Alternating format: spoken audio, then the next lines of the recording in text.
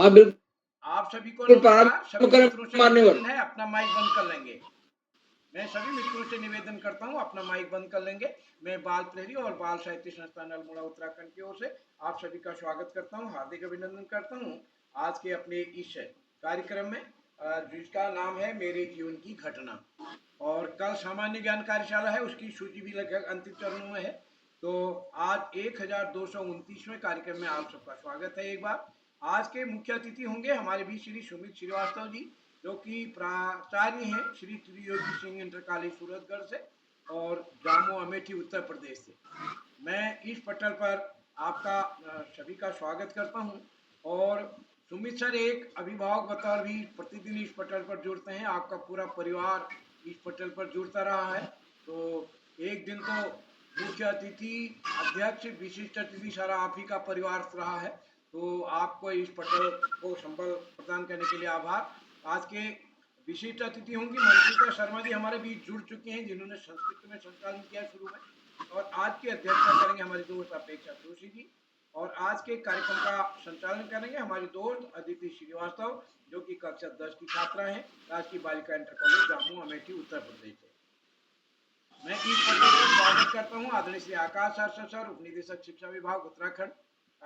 उनके सानिध्य में यहाँ डाइट में कार्यशाला में हूँ अभी।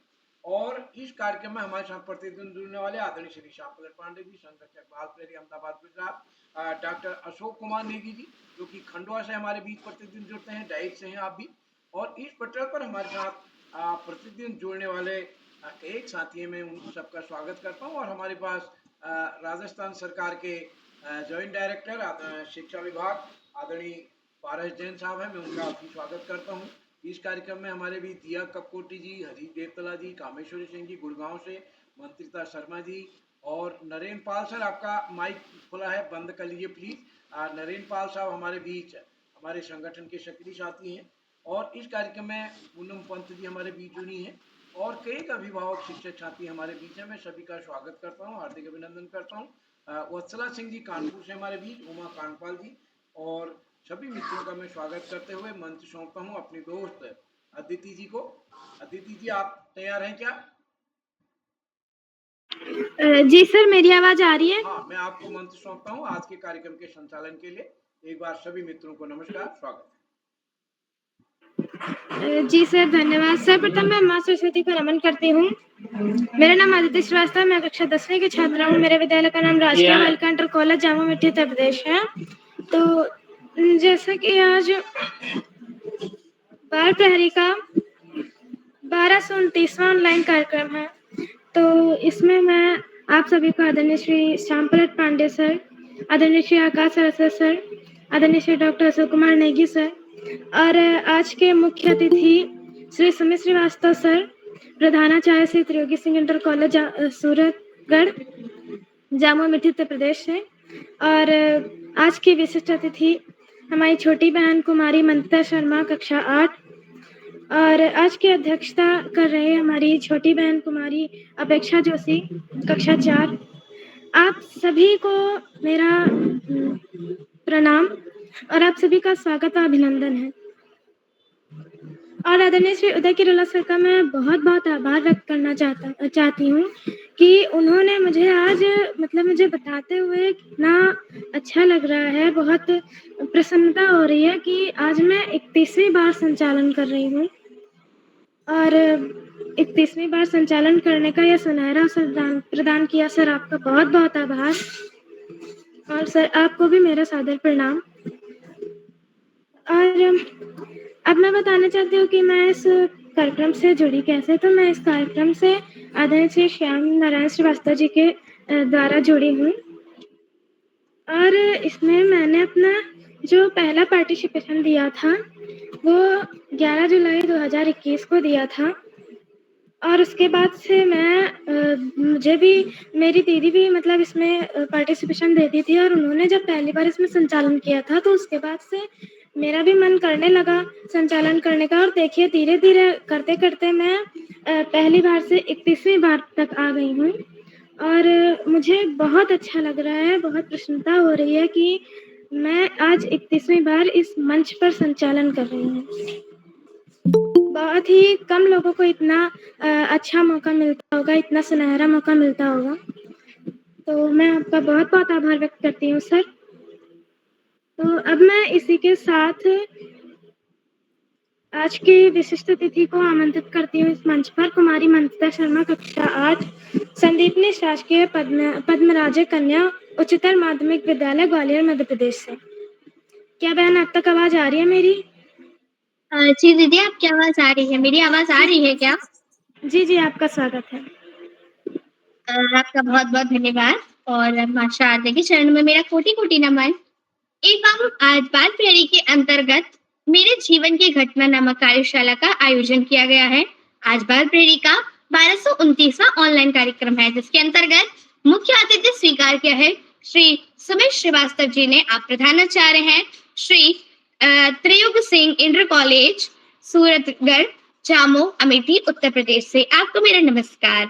एवं हमारे आज के कार्यक्रम की अध्यक्षता कर रही है मेरी छोटी बहन कुमारी अपेक्षा जोशी, कक्षा 4 की छात्रा, हिमालयन प्रोग्रेसिव विद्यालय किच्छा ऊधम सिंह नगर से। आपको मेरा नमस्कार। और हमारे आज के कार्यक्रम का सुंदर संचालन कर रहे हैं मेरी बड़ी दीदी अदिति श्रीवास्तव, कक्षा 10 की छात्रा, राजकीय बालिका इंटर कॉलेज जामो अमेठी उत्तर प्रदेश से। आपको भी मेरा सादर नमस्कार और आपको संचालन के लिए अग्रिम शुभकामनाएं। इसी के साथ हमारे कार्यक्रम में जुड़े हैं आदरणीय श्री आकाश सारस्वत सर, उप निदेशक शिक्षा विभाग उत्तराखंड से, आदरणीय श्री श्याम पलट पांडे सर, बाल प्रेरी के संरक्षक अहमदाबाद गुजरात से, आदरणीय डॉक्टर अशोक कुमार नेगी महोदय, खंडवा मध्य प्रदेश से, हमारा चैट बॉक्स के माध्यम से मनोबल बढ़ाने वाले एवं हमारी इस बाल प्रेरी की कार्यशाला के जनक आदरणीय श्री उदय किरोला सर, अल्मोड़ा उत्तराखंड से।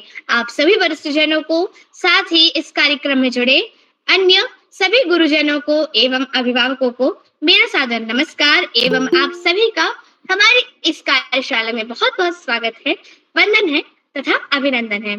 तो जैसा कि आज की कार्यशाला है मेरे जीवन की घटना, तो अभी हाल ही में घटना घटी है कि क्या हुआ, मैं दूध लेने गई अभी कुछ दिन पहले, तो मम्मी ने मुझे 500 रुपए दिए और मैं दूध लेके आ गई, तो उनमें से कुछ पैसे मेरे पास ही रह गए। लगभग 350 रुपए मेरे पास ही रह गए। तो फिर मम्मी आने लगी रोज और मम्मी मेरे को 20 रुपए देती है हर बार, क्योंकि कभी जब मम्मी नहीं आ पाती तो मैं अकेले भी आती हूँ घर। तो मम्मी ने मुझे 20 रुपए रोज देती है, बस ही दिए।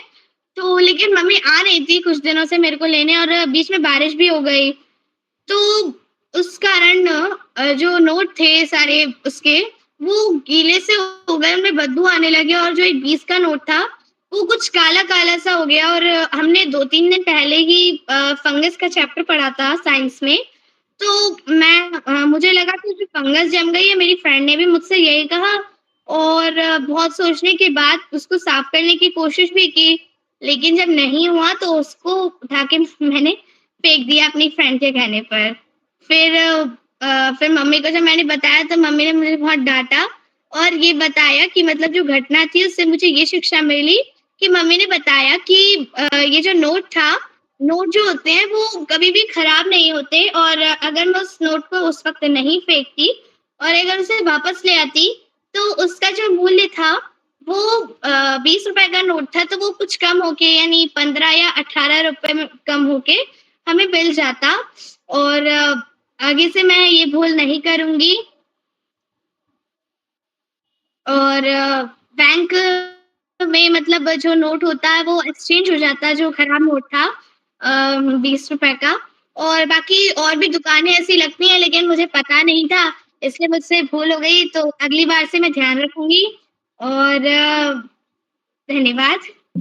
शुभ रात्रि। हरे कृष्णा।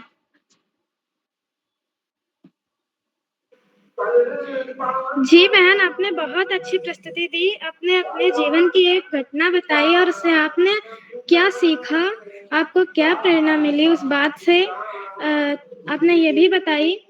आपका बहुत-बहुत धन्यवाद। आपकी प्रस्तुति बहुत अच्छी रही।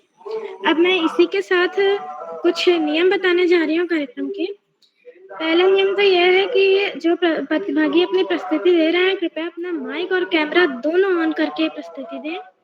और प्रतिभागी अगर प्रस्तुति दे रहा है तो कोई और अपना माइक ऑन करके प्रतिभागी की प्रस्तुति में विघ्न ना उत्पन्न करे और प्रतिभागी को प्रस्तुति करते वक्त कोई पीछे से गाइड ना करे, प्रतिभागी को खुद से बोलने दें। तो अब मैं इसी के साथ आज के पहले प्रतिभागी कुमारी नेहा कांडपाल, कक्षा 12, राजकीय इंटर कॉलेज खुनौली बागेश्वर से आपको आमंत्रित करती हूँ दीदी। क्या आप तक आवाज आ रही है मेरी? जी बहन, आपकी आवाज आ रही है, मेरी आवाज आ रही है आप तक? आपका स्वागत है। जी बहन, या देवी नमस्ते नमस्ते नमस्ते। ज्ञान की देवी माता मैं मेरा कोटि वंदन। मेरा नाम नेहा कांडपाल है और मैं कक्षा 12 की छात्र हूँ और मेरे विद्यालय का नाम राजकीय इंटर कॉलेज खुनौली बागेश्वर है। सर्वप्रथम आज की इस कार्यशाला से सभी शिक्षकों अभिभावकों को मेरा सादर प्रणाम। और आज की जो कार्यशाला होने वाली है आप सभी को विदित है। इस कार्यशाला में हम सभी को अपने जीवन की कोई एक घटना इस बाल प्रहरी के सुंदर मंच में सभी के समक्ष प्रस्तुत करनी है। तो मैं भी आप सभी के समक्ष अपने जीवन की घटना प्रस्तुत करना चाहूंगी और कोशिश करूंगी कि मैं इसे कम समय में सारगर्भित रूप से आप सभी के समक्ष प्रस्तुत कर सकूं और अगर ज्यादा समय लेती हूँ तो उसके लिए क्षमा प्रार्थी हूँ। और मेरी जो घटना है ये 11th क्लास में हुई थी मेरे साथ, मतलब मेरी पढ़ाई से रिलेटिव भी है। और उस टाइम पे तो मेरे लिए मतलब एक सबसे बड़ा डिमोटिवेशन था और अभी जो प्रेजेंट में मेरे लिए सबसे बड़ा मोटिवेशन है मेरी ये कहानी, मतलब कि जो कि मेरे लिए सबसे बड़ा मोटिवेशन है अभी के टाइम पे। और ये कहानी मतलब सबकी लाइफ में एक टीचर होते हैं कि जिनसे हम काफ़ी ज़्यादा मोटिवेट होते हैं कि हाँ, अगर हमको इनके जैसे बनने का मौका मिल जाए, अगर कुछ मतलब उनकी तरह बनने का मौका मिल जाए। तो मेरी लाइफ में भी एक टीचर थे, वो हमारे स्कूल में आए थे कोविड के टाइम पे और कोविड के टाइम पे तो हम घर पे ही थे। वो मैथ्स के प्रवक्ता थे, गेस्ट टीचर थे वो, आदरणीय ललित मोहन कोहली सर। और फिर वो मैथ्स के टीचर पढ़ाते थे। 7th और 8th तो हमारा के टाइम पे नहीं पढ़ पाए हम अच्छे से। 9th में जब गए 9th 10th में उन्होंने मैं अच्छे से पढ़ाया, मैथ्स पढ़ाई और मैथ्स ली, काफ़ी अच्छे नंबर आए मेरे मैथ्स में। और उस टाइम से मैंने सोच लिया कि अगर कुछ करना है, अगर एक एम डिसाइड करना है तो वो है टीचिंग में आना और टीचिंग में भी आना है तो वो भी सिर्फ मैथ्स की टीचिंग में आना है। और मतलब उस दिन से मतलब उनके सर के पढ़ाने की जो तरीका था और जिस तरह से वो बताते थे उस टाइम से मतलब मेरा एम फिक्स हो गया था कि मेरे को अगर आना है तो टीचिंग में आना है और टीचर सब्जेक्ट का नहीं, बस मैथ्स का बनना है और सर की तरह ही बनना है जिस तरह से सर हमें समझाते हैं। और मतलब कि जो उन्होंने हमें मैथ्स से जो कि पहले इतना हम मैथ्स को नहीं जानते थे और उनकी वजह से हम इतने अच्छे से मैथ्स को। और फिर उसके बाद अच्छे नंबर आए, 9th में आए थे मेरे 90 नंबर आए और एक 10th आई नंबर आई मेरे नंबर थे। उसके बाद 11th में भी मैंने मैथ्स ली और मैथ्स ली और 11th में आके मैं काफ़ी खुश थी कि अब हाँ, जो मतलब पहले वो हम हमारे की मतलब वो में पढ़ाते थे हमें वो वाले सर, वो प्रवक्ता थे 11th-12th को पढ़ाते थे। और फिर उसके बाद हम काफ़ी खुश थे कि अब 11th में चले गए तो हक हक से सर हमें पढ़ाएँगे कि मतलब वो ही हमारे सब्जेक्ट टीचर हैं अब करके। और पर इस वजह से हमारी क्लास में हम 16 बच्चे साइंस में गए और 10 बच्चों ने मैथ्स ली, 6 बच्चों ने बायोलॉजी ली। और फिर उसके बाद थोड़ी टाइम तक हमने सर से पढ़ा, पर वो गेस्ट टीचर थे तो उनकी जगह पे दूसरे टीचर आ गए। 25 जुलाई को सर हमारे विद्यालय से चले गए थे, उनका था में कौशानी में। और फिर उसकी जगह पे हमारे विद्यालय में हमारे साथ मतलब एक ऐसा मतलब ऐसा हुआ कि जो सर गए और नाम था ललित मोहन सर गए और उनकी जगह पे ललित मोहन सर ही हमारे विद्यालय में आए। पर इतना टच में हम पहले वाले सर के थे उतना सर के टच में नहीं आ पाए और मतलब कि उनसे मतलब उतने इस बात और उनसे अपने डाउट क्लियर करना जैसे प्यारा था। बच्चों से मतलब जो हम 10 के आते वो थे इस बात डाउट नहीं थे। एग्जाम हुआ, हाफ ईयरली के एग्जाम के टाइम पे हमारे मैं खुद में मेरे डाउट मतलब बहुत बच गए थे मैथ्स में। और उस टाइम पे मतलब मेरे को यूट्यूब के चैनलों के बारे में पता नहीं था।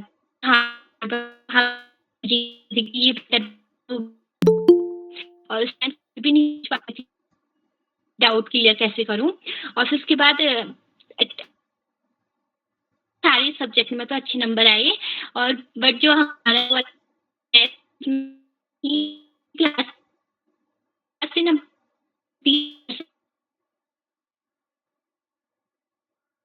थे और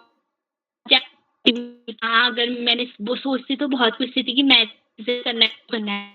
अब तो मैं सोच रही कि अब टीचिंग में छोड़ दें। मैथ में बट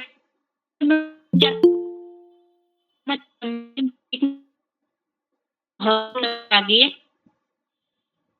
मेरे सब्जेक्ट में आगे पढ़ूंगी उस नंबर बहुत बड़ा था। दूसरा पद्धति थी, मैं टीचिंग में आना चाहती हूँ और मैथ्स की टीचिंग में आना चाहती हूँ। तो उस टाइम पे मैं तो चार वो सर की उन्होंने उस टाइम में उस तरीके से किया तो मैं तो इतना कहना चाहूँगी उस मुझे पेरेंट्स भी करके अपने क्या करता हूँ एक बार ताकि कभी ये क्या पता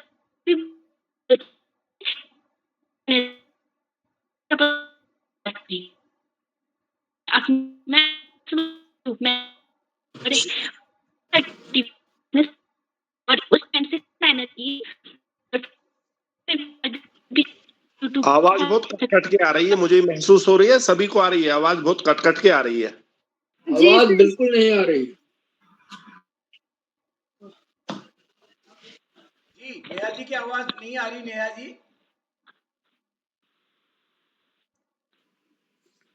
चलिए आगे बढ़ते हैं। अदिति जी। जी सर, जी सर। तो अब मैं इसी के साथ, बहन आपने बहुत अच्छी प्रस्तुति दी। अब मैं इसी के साथ अपने अगले प्रतिभागी श्री कार्तिक तिवारी कक्षा 9 और श्री रामचंद्र भट्ट सरस्वती विद्या मंदिर इंटर कॉलेज गोपेश्वर चमोली से आपको आमंत्रित करती हूँ। क्या भाई अब तक आवाज आ रही है मेरी?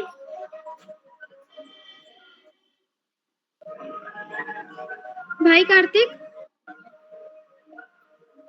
लगता है किन्हीं कारणवश वे हमारे बीच उपस्थित नहीं है। तो अब मैं इसी के साथ अपने अगले प्रतिभागी कुमारी पावनी खेतवाल कक्षा 9 राजकीय इंटर कॉलेज कपकोटा बागेश्वर से आपको आमंत्रित करती हूँ। क्या बहन अब तक आवाज आ रही है मेरी? जी बहन, आपकी आवाज आ रही है क्या? मेरी आवाज आप तक आ रही है? जी, आपका स्वागत है। जी धन्यवाद। मेरा नाम पावनी खेतवाल है। मैं कक्षा 9 की छात्रा हूँ और मेरे विद्यालय का नाम राजकीय इंटर कॉलेज कपकोट बागेश्वर है। जैसा कि आज अब मेरे जीवन की घटना कार्यशाला है, उसमें मैंने मैंने भी अपनी प्रस्तुति दी है, जिसमें मुझसे कोई भी त्रुटि हो तो मैं क्षमायाची हूँ। मैं आपको बताना चाहूंगी कुछ समय की घटना पहले की बात है। बहन पावनी, कृपया अपना कैमरा ऑन कर लीजिए।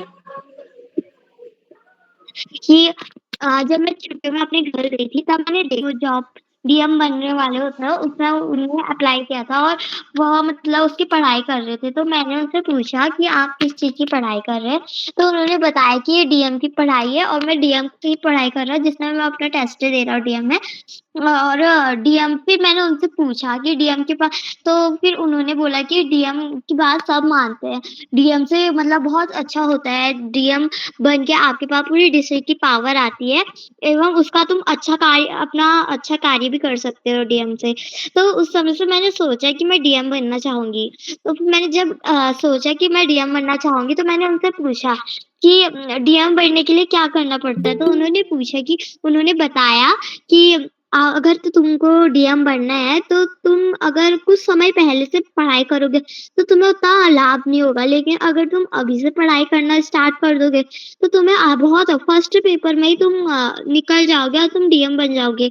तो मैंने सबसे पहले ये सोचा कि अगर मैं डीएम बनूँगी तो मैं सबसे पहले क्या कार्य करूँगी? मैंने जब ये सोचा तो मैंने सबसे पहले तो उसी दिन मैं घर जा रही थी तो बहुत जानवर मतलब रोड पे भटक रहे थे, जिससे मुझे बहुत ही गंदा लगा। तो मैंने सोचा अगर मैं डीएम बन गई तो मैं सबसे पहले जानवरों की सुरक्षा करूँगी एवं जानवरों को बचाऊँगी। और जब मैं डीएम बन जाऊँगी तो मैं जानवरों के लिए गौशालाएँ और और चीज़ें बनाऊँगी, जिससे जानवरों को बहुत अच्छा मतलब मतलब उनके लिए सुविधाएँ हो जाएगी, जिससे उनको इधर-उधर का गंदा खाना या प्लास्टिक नहीं खाना पड़े। और कोई-कोई जो गाय होती है, सबसे पहले लोग तो उनको इस वज़ह से भेजते हैं क्योंकि उन लोगों को वो लोग दूध नहीं देते हैं या अन्य उनपे कोई प्रॉब्लम होती है या वो दूध नहीं देते, तो इसलिए उनको छोड़ देते हैं। तो इसमें से मैंने बहुत देखा कि बहुत जानवर बहुत भूखे और वो प्लास्टिक खा रहे थे और मुझे बहुत गंदा लगा। तो इस वज़ह से मैंने सोचा अगर मैं डीएम बन जाऊँगी तो मैं फर्स्ट कार्य यही करूँगी कि मैं जानवरों की सुरक्षा करूँगी और जानवरों को एक अच्छी सी जगह भेजूँगी और उनको जो बहुत से लोग होते हैं जो मतलब जिनको रोज़गार नहीं होता है क्योंकि आजकल के समय पे जो रोज़गार है वो होता नहीं है। जॉब जॉब क्योंकि आजकल पहले तो हमारे वहाँ सरकारी नौकरी चलती है, क्योंकि सरकारी नौकरी परमानेंट होती है, इस वज़ह से सब लोग सरकारी नौकरी के लिए नौकरी पाना चाहते हैं। लेकिन आजकल सरकारी जो नौकरी है वो बहुत ही कम मात्रा में है, तो इस वज़ह से बहुत से लोग जो पढ़े-लिखे हैं वो मतलब पढ़े-लिखे लोग भी उनके पास भी जॉब नहीं है। तो इसलिए मैंने सोचा जो मतलब बहुत गरीब परिस्थिति में है और जो बहुत गरीब परिस्थिति में है और वो कुछ मतलब उनके पास कोई कार्य नहीं है और उनकी पूरी फैमिली है, तो मैं उन्हीं लोगों को कार्य दूँगी जो मतलब जो गाय और अन्य पालतू जानवरों की सुरक्षा करेंगे, उनको घास देना, चारा देना मतलब और भी अन्य चीज़ें वो उनको देते रहेंगे। तो इस वज़ह से उन्हीं को ही कार्य जो ईमानदारी और अच्छे से कार्य करेगा, उन्हीं लोगों को मैं जॉब पे उनको मतलब उनकी सुरक्षा के लिए रख दूँगी, जिससे उनका भी लाभ हो जाएगा, वो अपनी परिस्थिति भी सँभाल सकते हैं और जो अन्य जानवर हैं, उनकी भी वो भी मतलब अच्छी ज़िंदगी व्यतीत कर सकते हैं, उनको भी अच्छा खाना और अच्छी चीज़ें मिल सकती है। और जो और गाय होती है, उनमें से बहुत सी गाय और अन्य जैसे भैंस, गाय ये सब मतलब लोग करते हैं, छोड़ देते हैं उनको, तो उनसे कोई-कोई गाय होती है, उसमें से दूध भी आता है। तो जो वो दूध होता है, उससे हम रोज़गार भी कर सकते हैं, जो गरीब लोग होते हैं, उनको दे सकते हैं हम वो दूध या जो जानवर होते हैं, उनसे हमें बहुत लाभ होता है। उससे हम गरीब लोगों की मदद भी कर सकते हैं, जिससे 3 लोगों का बहुत फ़ायदा होगा। एक जानवरों का बहुत अच्छा होगा, उनको फ़ायदा मिल जाएगा और जो जानवरों का दूध होगा, उससे गरीब लोगों को फ़ायदा हो जाएगा और जो वहाँ जॉब में रहेंगे, उनको भी बहुत अच्छा लगेगा क्योंकि उनके घर की परिस्थिति भी चल सकती है। तो मेरा एम यही है कि मैं डीएम बनूँ और इसलिए धन्यवाद। शुभ रात्रि। जी बहन, आपने बहुत अच्छी प्रस्तुति दी और आपका जो डीएम बनने का जो सपना था, उसका जो आरंभ था, बहुत अच्छा रहा। तो अब मैं इसी के साथ अपने अगले प्रतिभागी श्री प्रभास देवतला कक्षा 2 वीर सेवा पब्लिक स्कूल चौखुटिया अल्मोड़ा से आपको आमंत्रित करती हूँ। क्या भाई अब तक आवाज़ आ रही है मेरी? जी दीदी, आपकी आवाज़ आ रही है, मेरी आवाज़ आ रही है? स्वागत है। जी धन्यवाद। नमस्कार, मेरा नाम प्रभास देवतला है। मैं कक्षा 2 का छात्र हूँ। मेरे विद्यालय का नाम वीर सेवा पब्लिक स्कूल चौखुटिया है। आज जैसे कि आप सभी जानते होंगे कि आज जो घटना गायन कार्यशाला है, जिसमें मैं भी आपके सामने एक घटना लेके प्रस्तुत हूँ, इससे मुझे बहुत अच्छा लगता है। एक बार की बात थी, मैंने एक गर्मियों का सीजन था जिसमें आम सबको पसंद होते हैं, तो हमें भी ऐसा ही था। तो हम अपने गए मोहना, माने हमारे गांव गए, तो वहां पर वो तो था हमारे मासी बाजार से 4 किलोमीटर की दूरी पे। अब हम वहां अपनी मारुति इको वैन से पहुंचे। जैसे ही हम वहां पहुंचे, पापा, दादी, मैं, दीदी और नवीन चाचू ये सब गाड़ी से उतरे। पापा ने कहा नवीन चाचू से, ये लो गाड़ी की चाबी, तुम संभाल के रखना, हम आम तोड़ के नीचे आते ही हैं। तो नवीन चाचू उस टाइम तो गाड़ी से चलाना सीख ही रहे थे, तो उनने सोचा यार मेरी गाड़ी की चाबी तो मेरे ही पास है, चलो मैं टेस्ट ड्राइव पे चलता हूँ।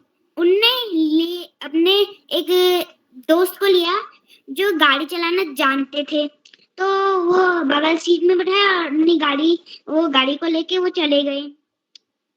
तो जब तक वो पहुंच रही थी तब तक हम आम तोड़ के नीचे आ गए थे रोड पे। पापा ने कॉल किया चाचू को, उन्होंने कहा अरे कहाँ हो, हम नीचे आ गए हैं आम तोड़ के। चाचा ने कहा 2 मिनट में आता हूँ। तो क्या हुआ, 2 मिनट बीते, 15 मिनट बीते, फिर आधा घंटा बीत गया। उसके बाद पापा ने चिंतावश फिर से फोन किया।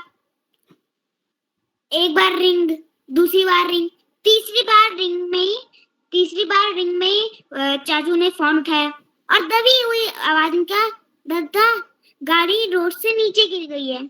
तो पापा को डर हुआ कि कहीं चोट तो नहीं लग गई। तो उन्होंने कहा तुम्हें कोई चोट तो नहीं लगी?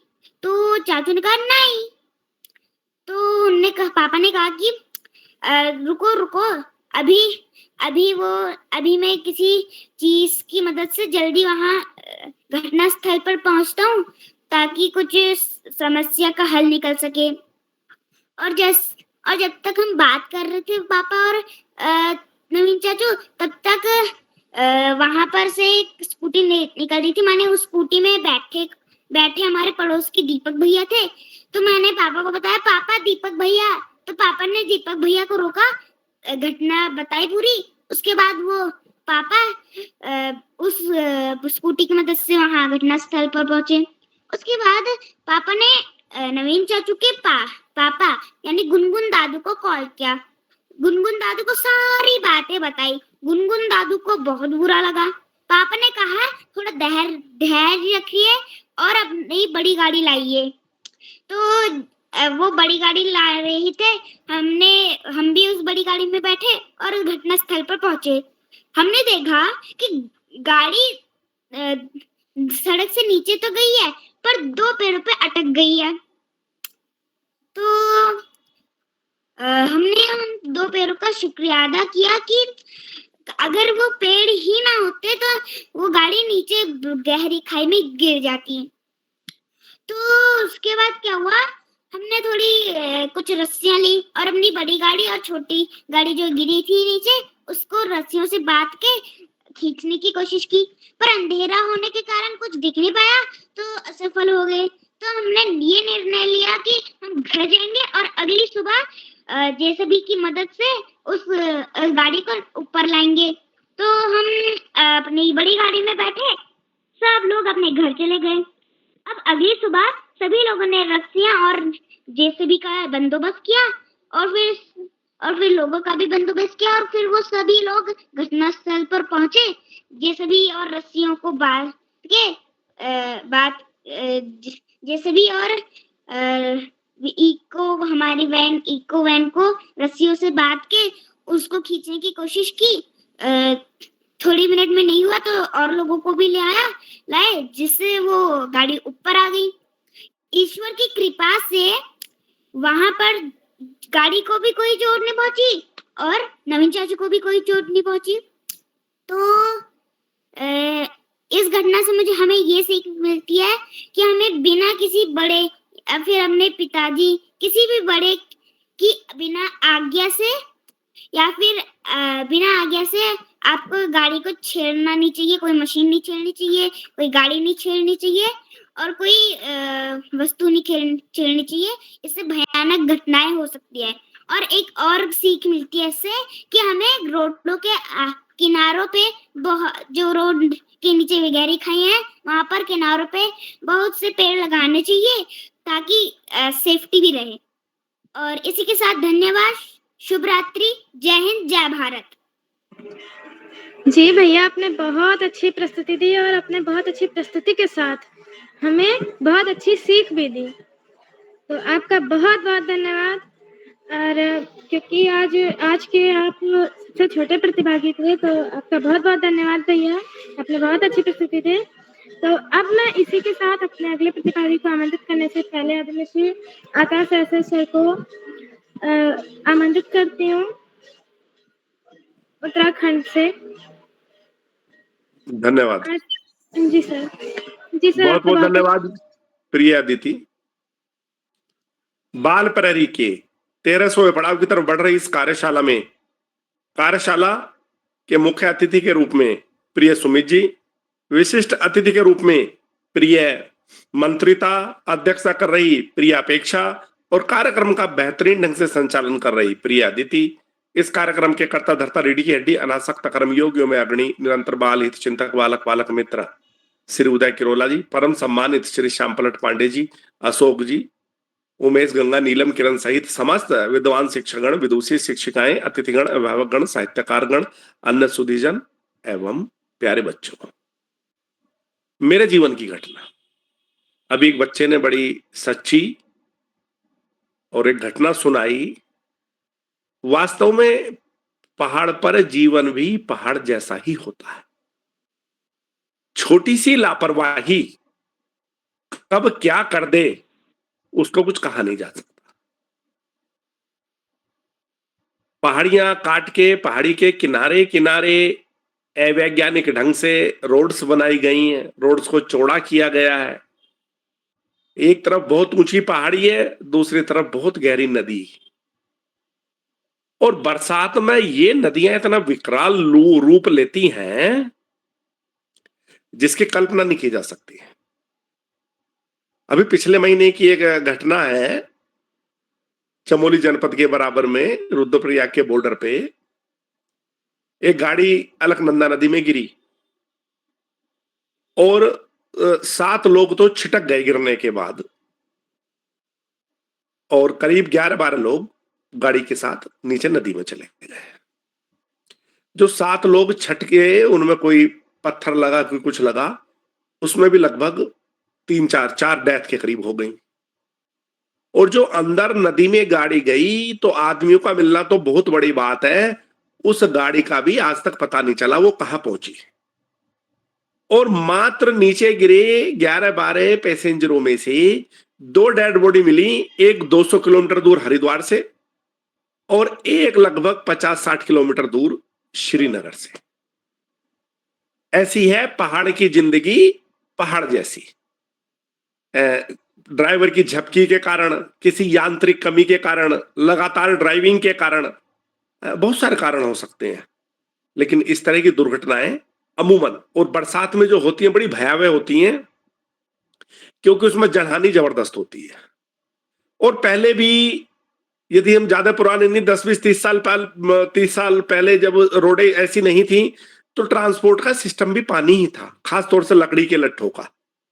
वो 200-200 किलोमीटर बह के जाते थे, ऊपर से डालते थे ऊपरी हिस्से में, और नीचे जाकर निकलते थे। वास्तव में छोटी सी लापरवाही तब कितना बड़ा दुष्परिणाम दे सकती है, इसकी हम कल्पना नहीं कर सकते।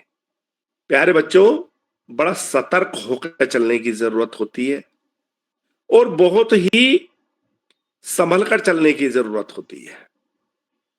ये जो चातुर्मास आता है, ये आपदा को लेकर आता है। जहां पहाड़ पे पत्थर गिरते हैं, इस तरह की दुर्घटनाएं होती हैं, वहीं मैदानों में पहाड़ की जो नदियां हैं, झरने हैं, उनके पानी जब एकत्र होकर पहुंचता है तो भयंकर बाढ़ आती है। अभी 2-3 दिन पहले मैं न्यूज़पेपर में पढ़ रहा था, टीवी में भी देख रहा था, जो प्रयागराज में लेटे हनुमान जी हैं, उनकी लेटी हुई प्रतिमा पूरी गंगा जल में डूब गई, जबकि गंगा की धारा से काफी दूर है वो, ये नहीं बिल्कुल पास में है। यदि मुख्य धारा की बात करें तो आधा-पौना किलोमीटर का अंतर है, लेकिन जब नदियां रौद्र रूप तो हम बारे में अंदाजा नहीं लगा सकते। प्यारे बच्चों, सावधानी हटी, दुर्घटना घटी। हमें सावधान होगा, हमें पेड़ ज्यादा से ज्यादा लगाने होंगे। हम जो अवैज्ञानिक तरीके से प्रकृति का दोहन करते हैं, हम अपने ही पैरों पर कुल्हाड़ी मारते हैं, और जो बहुत सारी भीषण आपदा आती हैं वो उसी के कारण आती है। तो अपने जीवन की घटना कैसी रही और हमने क्या सबक सीखा, ये बड़ा महत्वपूर्ण है, क्योंकि यदि हम सबक सीखेंगे तभी तो हम उससे बचाव करेंगे। प्यारे बच्चों, बाल प्रहरी की बहुआयामी कार्यशालाएं व्यक्तित्व विकास के लिए दृढ़ संकल्पित है, और बच्चों के लिए तो ये बड़ी उपादेय और सारगर्भित है, और इसका बहुत बड़ा सुपरिणाम दिखाई भी दे रहा है। बच्चों के व्यक्तित्व में बड़ा चमत्कारिक परिवर्तन हो रहा है, और जो सारे भाई बहन भाग ले रहे हैं वो सभी के में हो रहा है। और इसका प्रत्यक्ष उदाहरण सुमित जी हैं और उनके 3 बच्चे हैं। जब इस कार्यशाला में प्रतिभाग करने के बाद कक्षा 1 का बच्चा भी इतना शानदार तरीके से संचालन कर सकता है, सारी पैडागोजियों को ध्वस्त करती है कार्यशाला। हम जब शिक्षण की प्रविधियों को बांटते हैं तो कई ग्रुपों में बांटते हैं, play group, pre nursery, nursery, primary, upper primary, secondary, senior secondary. लेकिन इन सातों ग्रुपों को समाहित किए हुए ये कार्यशाला निश्चित रूप से एक आठवें आश्चर्य से कम कुछ नहीं है। हालांकि शुरू की गई थी कोरोना काल में नकारात्मक वातावरण को सकारात्मक में बदलने के लिए, लेकिन आज ये बच्चों, शिक्षकों और अभिभावकों की पहली पसंद बन गई है। श्री उदय किरोला जी की प्राणपण से की गई मेहनत इन कार्यशालाओं का प्राणवायु के रूप में कार्य करती है। आजकल उदय किरोला जी डीएलएड के बच्चों के साथ में 9:30 बजे से 5 बजे तक कार्यशाला कर रहे हैं, लेकिन उससे पहले 2 घंटे स्कूल में जाते हैं 2 घंटे की कार्यशाला बच्चों के साथ करने के लिए, और उसके बाद ये लगभग 2 घंटे की कार्यशाला आपके साथ। ऐसा अनासक्त कर्मयोगी, निश्चित रूप से ऐसे लोगों के ऊपर ये दुनिया टिकी हुई है। प्यारे बच्चों, पढ़ाई का कोई विकल्प नहीं, सफलता का कोई शॉर्टकट नहीं। जीवन में आगे बढ़ना है, ज्यादा से ज्यादा पढ़ना ही होगा। जो बच्चे माता पिता गुरुजनों बड़ों का सम्मान करते हुए, गुरुजनों के मार्गदर्शन में साथियों को सहयोग देते हुए, सहयोग लेते हुए, छोटों को प्रेम करते हुए नियमित वे सतत अध्ययन करते हैं, उनका भावी जीवन सुखमय हो जाता है।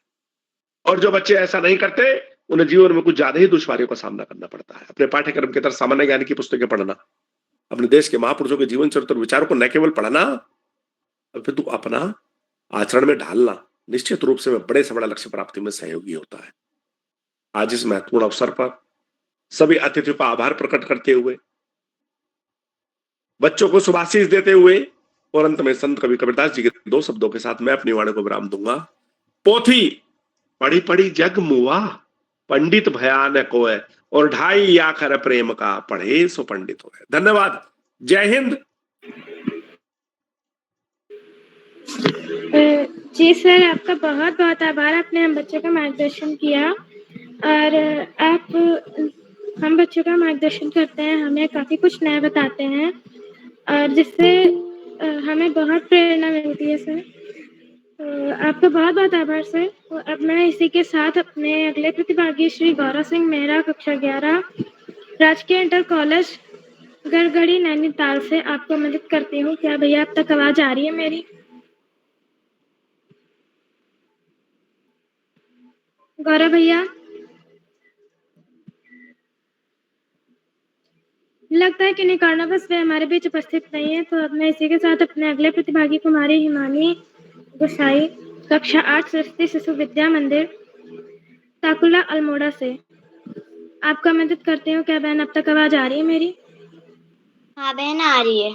जी, आपका स्वागत है। जी धन्यवाद। मेरा नाम हिमानी गुसाई है। मैं कक्षा 8 की छात्रा हूँ। मेरे विद्यालय का नाम सरस्वती शिशु विद्या मंदिर ताकुला है। मैं माँ शारदा के चरण कमलों को बार बार नमन करती हूँ। सभी गुरुजनों को मेरा प्रणाम।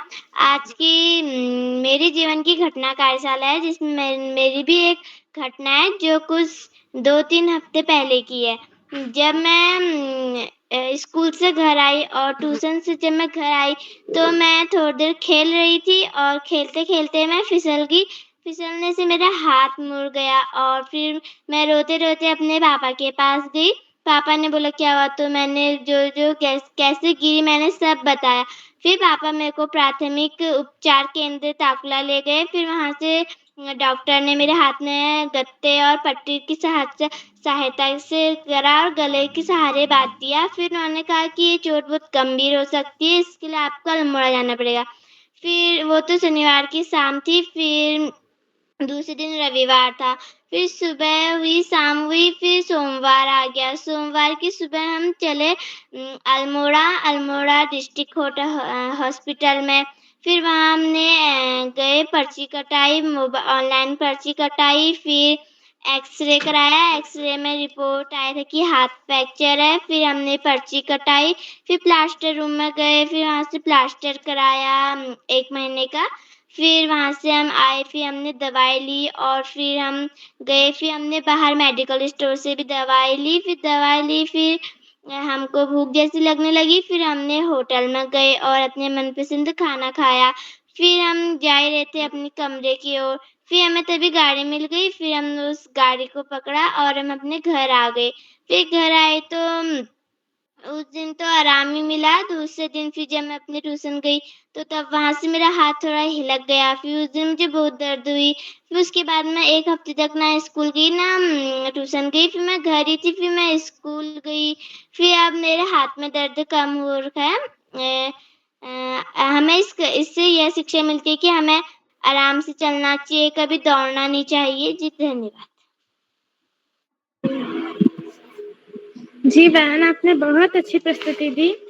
तो अब मैं इसी के साथ अपने अगले प्रतिभागी श्री दीक्षित खेतवाल, कक्षा 6, राजकीय junior high school Karauli, Bageshwar से आपको आमंत्रित करती हूँ। क्या भैया आप तक आवाज आ रही है मेरी?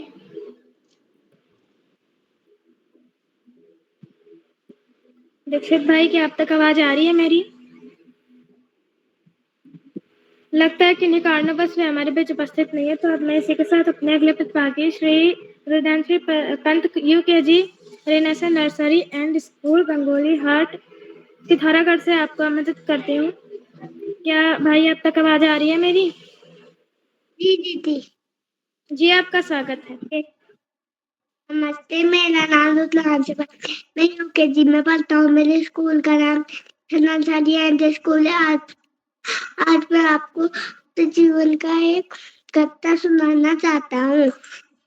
मेरे घर में मधुमक्खी होकर सकता था, उसमें से एक मधुमक्खी नीचे गिरी बेहोश हुई थी। जब मैं खेला था, मैंने देखा कि मैंने उसे कोई चीज समझकर मुंह में डाल दिया, उसका कांटा मेरी जीभ में चुभ गया। मैं जोर जोर से रोने लगा। फिर मम्मी ने मेरी जीभ से वो कांटा निकाला। इस घटना से मुझे ये सीख मिली कि नीचे गिरी हुई चीजें मुंह में नहीं डालनी चाहिए।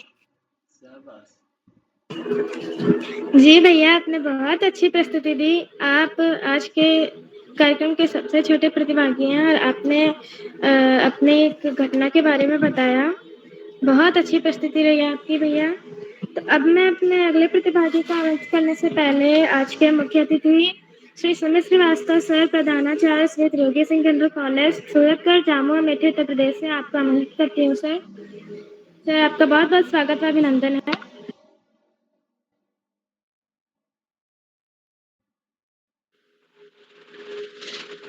जी धन्यवाद बेटा। आज की कार्यशाला के कुशल संचालन करने हेतु प्रिय अतिथि आपको बहुत बहुत बधाई। जैसा कि आज की कार्यशाला जो मेरे जीवन की घटना का ये कार्यशाला है, जो इस मंच पर हमें जहाँ तक उम्मीद है कि ये पहली विधा है। अभी तक जो किरोला सर ने लगभग 40 विधाएं की, उसमें से एक ये नया विधा है और ये नई विधा में बच्चे अच्छी से प्रतिभाग भी कर रहे हैं, बढ़ चढ़ करके अपनी घटनाओं के बारे में बता रहे हैं। जो कार्यशाला का 1229वां यानी कि 1229वां ऑनलाइन कार्यशाला है। इस कार्यशाला में आदरणीय श्री आकाश सारस्वत सर, आदरणीय Shri Shyam Palat Pandey sir, doctor Ashok Kumar Negi sir और Narendra Pal sir, Kameshwari ma'am, Paras Chand sir, आप सभी का हार्दिक अभिनंदन है। और इस कार्यक्रम की जो विशिष्ट अतिथि मंत्रिता शर्मा, आपका भी स्वागत है, अभिनंदन है बेटा। अध्यक्षता कर रहे अपेक्षा जोशी, आपका भी स्वागत एवं अभिनंदन है। और इस कार्यक्रम के जैसा कि आदरणीय सारस्वत सर कहते हैं, कर्ता धर्ता रीढ़ की हड्डी, अनासक्त कर्मयोगी, श्री उदय किरोला सर, आपका अनेकानेक आभार जो आज आप एक बार पुनः मुख्य अतिथि के रूप में इस मंच पर विराजमान किया है। आपका बहुत बहुत आभार सर। जैसे कि अभी कई बच्चों ने अपनी घटनाओं के बारे में बताया, बहुत ही अच्छा लगा। देखिए, घटनाएं जो होती हैं कई प्रकार की होती हैं, चाहे वो शिक्षा से जुड़ी घटना हो या यात्रा से जुड़ी घटना हो या फिर डॉक्टर से जुड़ी घटना हो, वो वकील से भी जुड़ी घटना होती है, कोर्ट कचहरी की घटना होती है, थाना पुलिस की घटना होती है। घटनाएं कई प्रकार की होती हैं। जैसे अभी सारस्वत सर ने भी बताया कि एक्सीडेंटल घटना, यानी कि एक्सीडेंट, पहाड़ों के बीच में जीवन यापन करना कितना ही दुर्लभ होता है, ऐसी भी घटनाएं होती रहती हैं। तो सभी बच्चों ने, जितने बच्चे अभी तक अपनी घटनाओं के बारे में बताया, बहुत ही अच्छा लगा। उसमें सबसे अच्छा लगा वो बड़े हाव भाव के साथ प्रभास देवतला, बहुत ही इतना सुंदर अपनी घटनाओं के बारे में बताया, लगता ही नहीं था कि ये बच्चा अपनी घटना के बारे में कैसे बात कर रहा है। अभी सबसे छोटा प्रतिभागी था यूकेजी का रुद्रांशी पंत, इन्होंने भी जो भी बताया बहुत ही अच्छा बताया अपनी घटना। तो चाहे वो बच्चों की घटना हो या फिर बड़ों की घटना हो, घटनाएं सबके लिए एक समान होती हैं। कभी भी कोई घटना ऐसी भी हो सकती है कि जो अपने आप में अनोखी भी होती है। अब जैसे भी हमने बताया कि बड़ों की घटना भी हो सकती है, छोटों की, बच्चों की भी, तो हमारे जीवन में भी कई घटनाएं घटित हुई। अब एक एक ऐसी ऐसी घटनाएं होती हैं कि जैसे जब हम पढ़ रहे थे, हमारी पढ़ाई के समय की घटनाएं थी। हमको लगभग याद आ रहा है कि 8 या 9 में पढ़ रहे थे, तो यहीं बगल जामू में एक इंटर कॉलेज है, उमा रमन इंटर कॉलेज। तो उसमें उस समय एक ऐसी घटनाएं रखी जा रही थी कि कौन बच्चा एकदम जो है क्या कहते हैं ईमानदार होगा, उसके लिए एक विभाग बनाया गया कि किसी का सामान जैसे फील्ड में गिर गया या कहीं गिर गया तो वो ले जाकर के एक खोया पाया विभाग बनाया गया था। तो वहां पे जमा करना होता था और अपना नाम लिखा देना होता था कि हाँ, इस बच्चे ने ये चीजें प्राप्त किया है और ये विभाग में जमा कर दिया गया है, खोया पाया विभाग। तो हमें भी उस समय एक पेन कलम फील्ड में मिली और मैं ले जाकर के उसे जमा कर दिया उस विभाग में, मेरा नाम लिखा गया। आने वाली 26 तारीख यानी 26 जनवरी को मंच पर पुरस्कृत किया जाता था, तो उसमें बुलाया गया और पुरस्कार रूप में वही लिखने पढ़ने की सामग्री प्रदान की गई। उसके बाद हमारे बहनोई जी को पता चला कि ऐसी ऐसी घटनाएं हैं, तो साहित्यकार भी थे, आज भी हैं साहित्यकार श्री श्याम नारायण श्रीवास्तव जी। तो उन्होंने इस पर एक कहानी लिख डाली, ईमानदारी का फल, टाइटल दिया ईमानदारी का फल। और सबसे पहली घटना हमारी यही थी। इसके बाद अनेकों घटनाएं घटी। जैसे हम जब एमए में गए तो हमारे साथ एक घटना थी, हमारी तबीयत भी खराब थी ऑन बेड, संजोग बस एग्जाम के समय ही मैं ऑन बेड था और हमारा exam Amethi RRPG degree college में था। तो 3 पेपर तो हमारा हो गया था, 2 पेपर हमारे दिक्कत कर रहे थे कि हम पेपर दें तो कैसे दें। लेकिन यहाँ से गाड़ियों से गए, 4 व्हीलर से गए और वहाँ लेटे थे, वाइवा का पेपर था। इंटरनल हिंदी का सब्जेक्ट था, हिंदी से थे, वाइवा का था। तो इंटरनल महोदय से बार-बार हम आग्रह करवा रहे थे कि सर हमारा किसी तरह से एग्जामिनर के सामने वाइवा करा दें, ताकि हमको दिक्कत आ रही है। तो इंटरनल महोदय तो जान गए कि हाँ ठीक है, बट जो एग्जामिनर आया था वो ये नहीं समझ पा रहा था कि क्या है। अच्छा, एक ऐसी घटना थी, हम लोग को पूरे सत्र में पूरे साल भर सूरदास जी के बारे में पढ़ाया गया था, क्योंकि वहाँ पे सूरदास जी के बारे में था।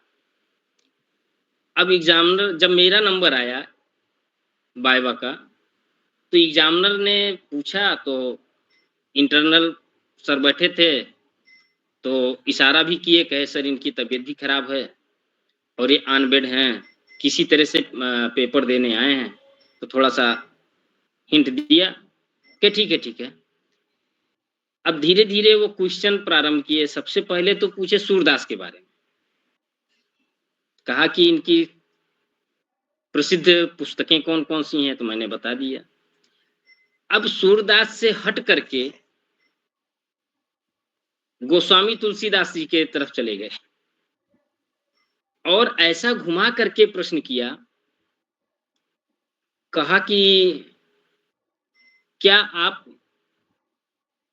भगवान श्री राम के परम भक्त के मंदिर कभी गए हैं?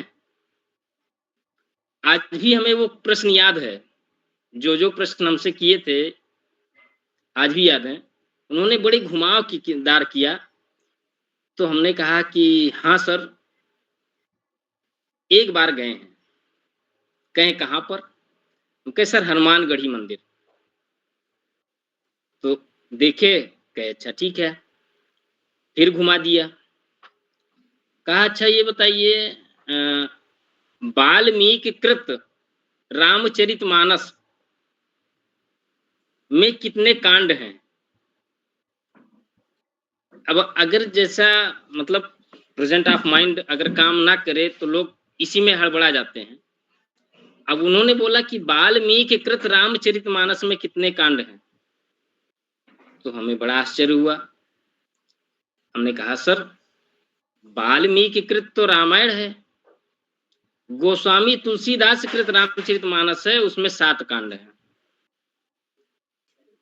तो कहा कि 7 के नाम बताइए, नाम बताए। फिर आगे ऐसे ऐसे क्वेश्चन करते गए, लगभग 10-15 मिनट, और हम खड़े भी नहीं हो पा रहे थे।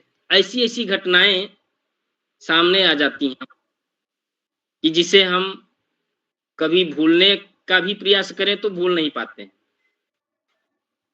अभी पिछले हफ्ते माता मैहर का मंदिर गए थे, मध्य प्रदेश, बाई रूट गए थे। तो वहां भी रात का समय था। जब यहाँ से निकलते हैं, आगे रीवा से आगे निकलते हैं, तो एक चाक घाट पड़ता है, पहाड़ी इलाका, एकदम पहाड़ को काट करके बनाया हुआ रास्ता।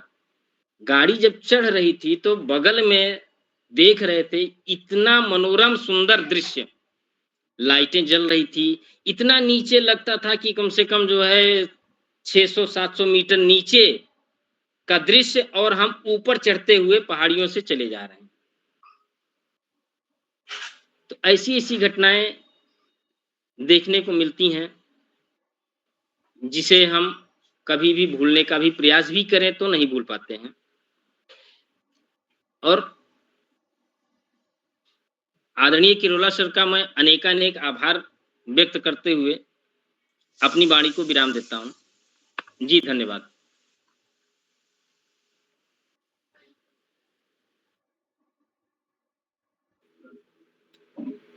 जी सर, आपने बहुत अच्छा अपना कुछ घटनाएँ बताई। आपका बहुत-बहुत आभार सर।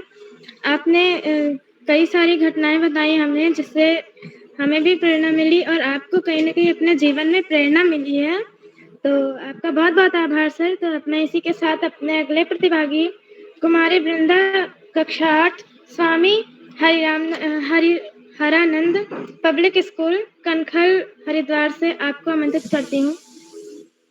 क्या बहन आप तक आवाज़ आ रही है मेरी? जी बहन। जी आपका बहुत बहुत आभार। नमस्कार, देवभूमि उत्तराखंड के स्वामी हरिहरानंद पब्लिक स्कूल कनखल हरिद्वार से कक्षा 8 की छात्रा मैं वृंदा।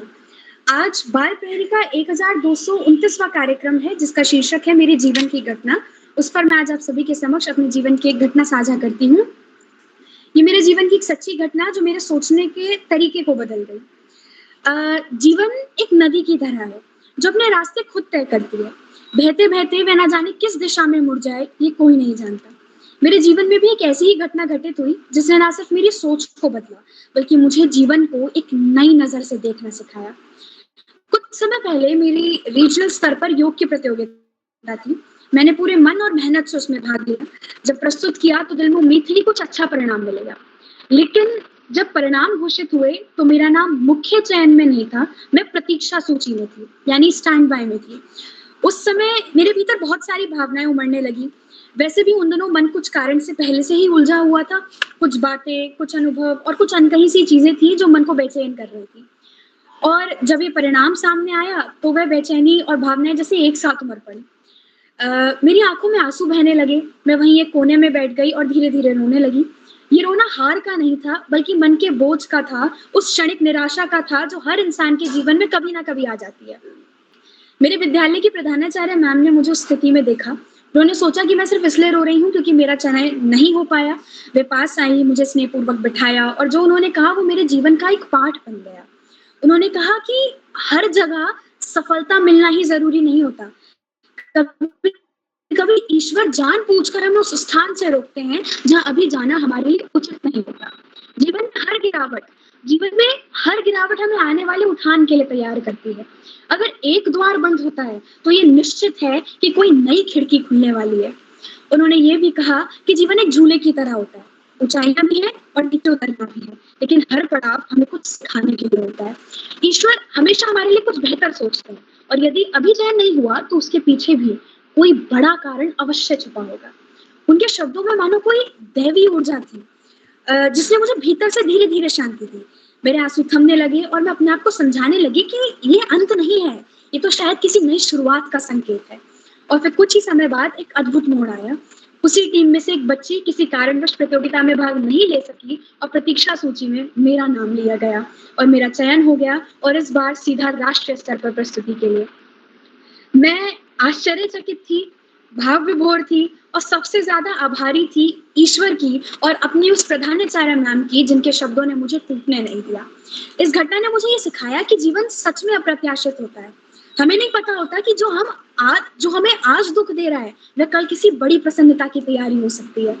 कभी-कभी जिंदगी हमें उस राह पर ले आती है जिसकी हमने कभी कल्पना भी नहीं की होती, पर वह राह भी किसी ना किसी सागर तक जरूर जाती है। अब मैंने तय कर लिया है कि जीवन चाहे जो मोड़ ले, मुझे उसमें संतुलन बनाए रखना है। बहुत ज्यादा उल्लास में बह जाना भी उचित नहीं और बहुत गहरे दुख में डूब जाना भी नहीं। अपने आप को स्थिर रखना ही सच्चा आत्मविश्वास है। इस एक घटना ने मुझे जीवन के प्रति मेरी सोच, मेरा दृष्टिकोण और मेरा भाव पूरी तरह बदल दिया। अब मैं जानती हूँ कि जो होता है वह अच्छे के लिए होता है और यदि हमें तुरंत समझ ना भी आए तो ये भी विश्वास रखना चाहिए कि शायद वह भविष्य के किसी बड़े सुख की तैयारी है। कहते हैं ना कि जो आज टूटता है वही कल निखरता है। ईश्वर देर जरूर करते हैं पर कभी इनकार नहीं करते। धन्यवाद। जी बहन, आपने बहुत अच्छी प्रस्तुति दी और कहीं न कहीं इससे हमें ये भी प्रेरणा मिलती है कि जो सफलता होती है उसकी प्रथम सीढ़ी ही असफलता है। हम उस सीढ़ी को पार कर ले गए संतुलन बना करके तो आगे सफलता हमें अवश्य मिलेगी, बिना किसी रुकावट के। आपका बहुत-बहुत धन्यवाद बहन, आपने बहुत अच्छी प्रस्तुति दी। तो अब मैं इसी के साथ अपने अगले प्रतिभागी कुमारी खुशी कोहली कक्षा 9 राजकीय इंटर कॉलेज खुनौली बागेश्वर से आपको आमंत्रित करती हूँ। क्या बहन अब तक आवाज आ रही है मेरी? जी बहन, मैं उपस्थित हूँ। आपको मेरी आवाज आ रही है? जी, आपका स्वागत है। जी बहन, आपका बहुत बहुत आभार। आप सभी को मेरा नमस्कार। मेरा नाम खुशी कोहली है, मैं कक्षा 9वीं की छात्रा हूँ। मेरे विद्यालय का नाम बागेश्वर है। जैसा कि आप सभी को पता है कि आज मेरे जीवन की घटना कार्यशाला है। ये बाल पहरी का 1229वां ऑनलाइन कार्यक्रम है। इसके उपलक्ष्य में आज मेरे जीवन की घटना के बारे में हमें अपने जीवन की घटना बतानी है। तो मैं अपनी जीवन की घटना बाल पहरी के बारे में बताना चाहूंगी। जब मैं बाल पहरी के बारे में जब मैं पहली बार संचालन बनी थी, जब मैं बाल पहरी में जुड़ी थी, वो बताना चाहूंगी। जब मैं पहली बार संचालन बनी थी तो सबसे पहले तो मैंने उदय किरोला जी सर से बात की थी। सर, मुझे आज संचालन बना दीजिए। सर ने बोला था कि दोस्त, आपका आज पहली बार है तो आप अच्छे से अपना संचालन करिएगा। तो सर ने मुझे टाइमिंग बताई थी, इतने बजे मुझे को संचालन करना है, मतलब मेरे को नियम लिखने हैं। तो मैं रात के 4 बजे उठ गई थी। सर ने मुझे बताया, मुझे बोला था कि एक पन्ने में तुम एक पन्ना ले लेना और उसमें जो जो मैं नियम बताऊंगा तुम वो लिखना तुम्हें। सर ने मुझे इतने अच्छे से समझाया। तुम्हें ये कुमारी, किसी को कुमारी नहीं बोलना होता है, ये इस टाइप से मुझे बताया, तो वो मुझे बहुत अच्छा लगा। फिर उस दिन मैं अपने स्कूल पे गई थी। जो मेरे स्कूल के सर लोग थे, उन्होंने भी मुझे बहुत मोटिवेशन किया। उन्होंने बोला कि मुझे बोला था कि उन्होंने कि बेटा अच्छे से करना, और उन्होंने मुझे 3-4 श्लोक भी दिखाए थे। फिर तो मैंने उनको याद किया था। फिर जिस दिन मेरी 12वीं निकली थी, फिर रात को मैंने आधा बोला था, तो उसी टाइम मेरा नेट खराब हो गया था। तो फिर मैं आधे में बार-बार कट जा रहा था। मैं संचालन बोल रही थी, फिर कट जा रहा था। तो जो उदय किरोला सर थे, उन्होंने मुझे बोला कि दोस्त, तुम्हारा पहली बार है तो कुछ नहीं होता है, अगली बार से तुम और मेहनत करना। मुझे थोड़ा पहले बुरा लगा जब उदय किरोला सर जी ने मुझे बताया कि अगली बार और बेहतर से करना, तो मुझे बहुत अच्छा लगा और मुझे उतना आत्मविश्वास भी बढ़ा मुझे। तो मुझे बहुत अच्छा लगा जब मैंने पहली बार संचालन किया। धन्यवाद, शुभ रात्रि।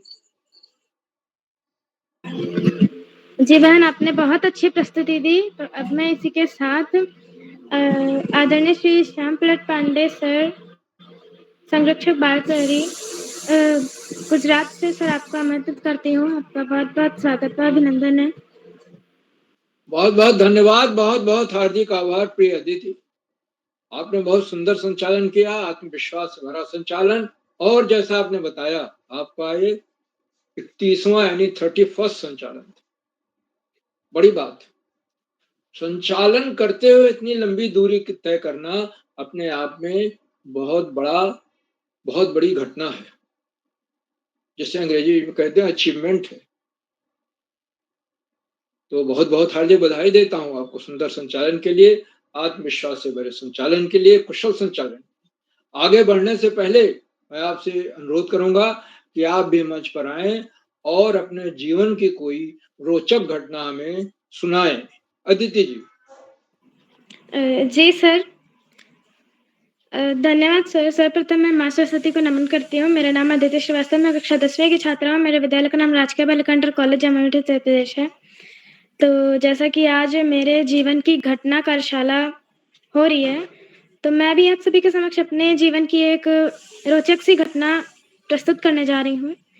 ये बात इसी मंथ की है, इसी महीने की है, 2 जुलाई 2025 की। उस दिन ये हुआ था कि सुबह हम लोग जब स्कूल गए थे, तो थाने से या हमारे एरिया के थाने से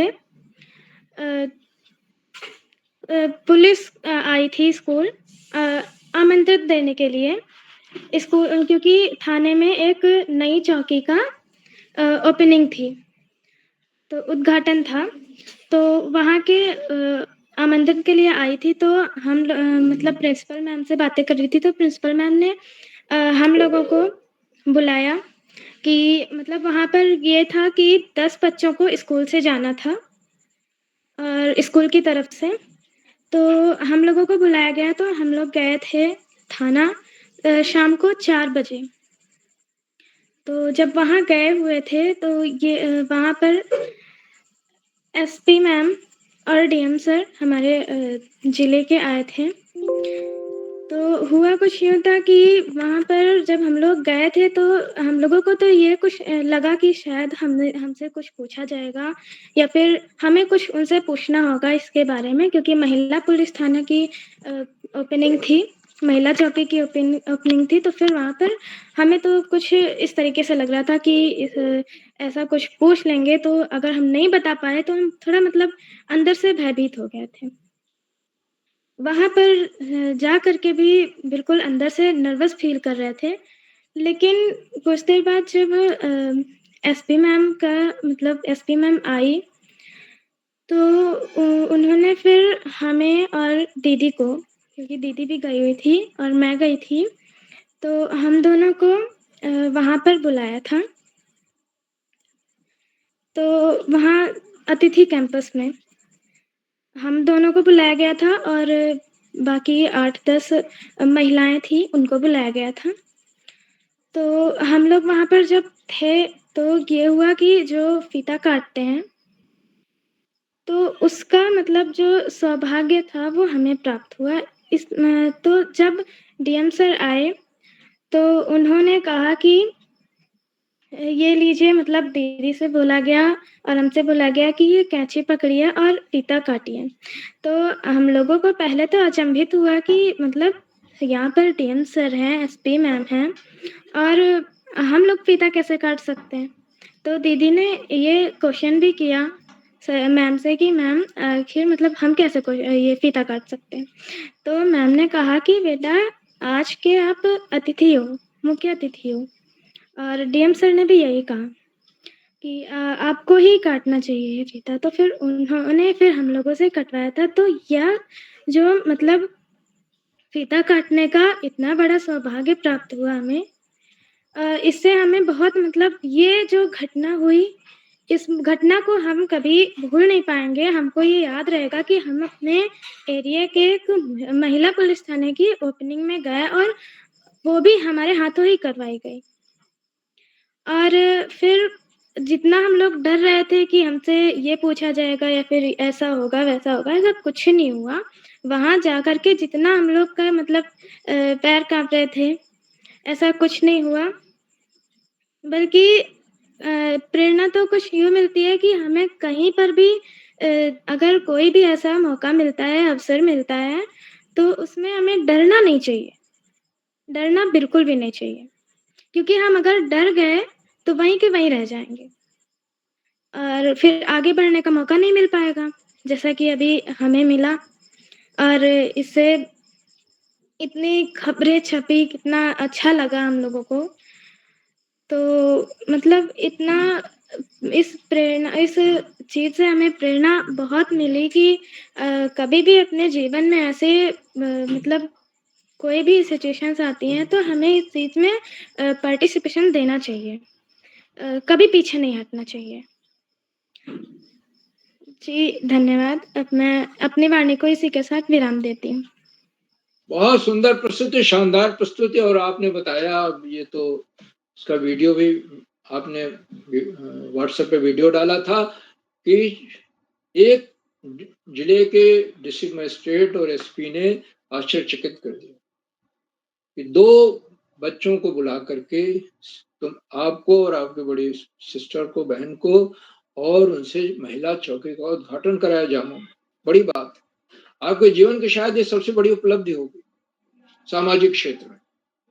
बहुत बहुत हार्दिक बधाई देता हूँ एक बार पुनः आपको, और बहुत सुंदर आपने वर्णन किया। और आपके लिए तो चकित कर देने वाली बात थी, क्योंकि डीएम एसपी अगर बुलाएं तो भय लगता है, क्यों बुला रहे हैं, लेकिन वहां पर आपको उन्होंने एक तरह से एक ऑनर दिया, पुरस्कृत किया और ऐसा काम किया जो आप जीवन में कभी भूल नहीं पाएंगे।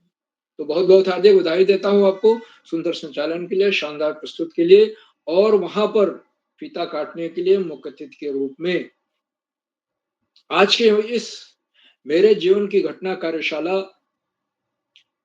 पहली कार्यशाला है जो इस शीर्षक से या इस विषय में हो रही है। संस्मरण की कार्यशालाएं तो हो चुकी हैं, अपने संस्मरण सुनाई, लेकिन मेरे जीवन की घटना और वो भी रोचक घटना आप सामान्य घटना बताएंगे तो घटना का स्वरूप लोग आकर्षित नहीं होंगे। घटना ऐसी होनी चाहिए जो रोचक हो। और आज 13 बच्चों को अपने जीवन की रोचक घटना बनानी थी और हर बच्चे ने प्रयास किया जो भी इससे जुड़े कि वो अच्छी से अच्छी घटना के बारे में बताएं, अपने जीवन की घटनाओं के बारे में। तो सबको मैं बहुत बहुत हार्दिक बधाई देता हूं जिन बच्चों ने आज प्रतिभाग किया, अपनी शानदार प्रस्तुतियां दी। सबको बहुत बहुत हार्दिक बधाई। आज की हमारे सबसे छोटी प्रतिभागी श्री रुद्रांश पंत हैं जो यूकेजी के छात्र हैं और उन्होंने बताया गलती से कैसे मधुमक्खी बहुत छोटी तो निकल गई और उसने मुख के अंदर डंक मार दिया और उससे पीड़ा हुई। और इस तरह से उन्होंने ये बात सीखी कि कोई भी चीज बिना जाने समझे मुंह में नहीं डाल लेनी चाहिए। छोटे बच्चे जो भी चीज पड़ी होती है मुंह में डाल लेते, एक बड़ी स्वाभाविक प्रक्रिया है। बहुत सुंदर घटना उन्होंने बताई।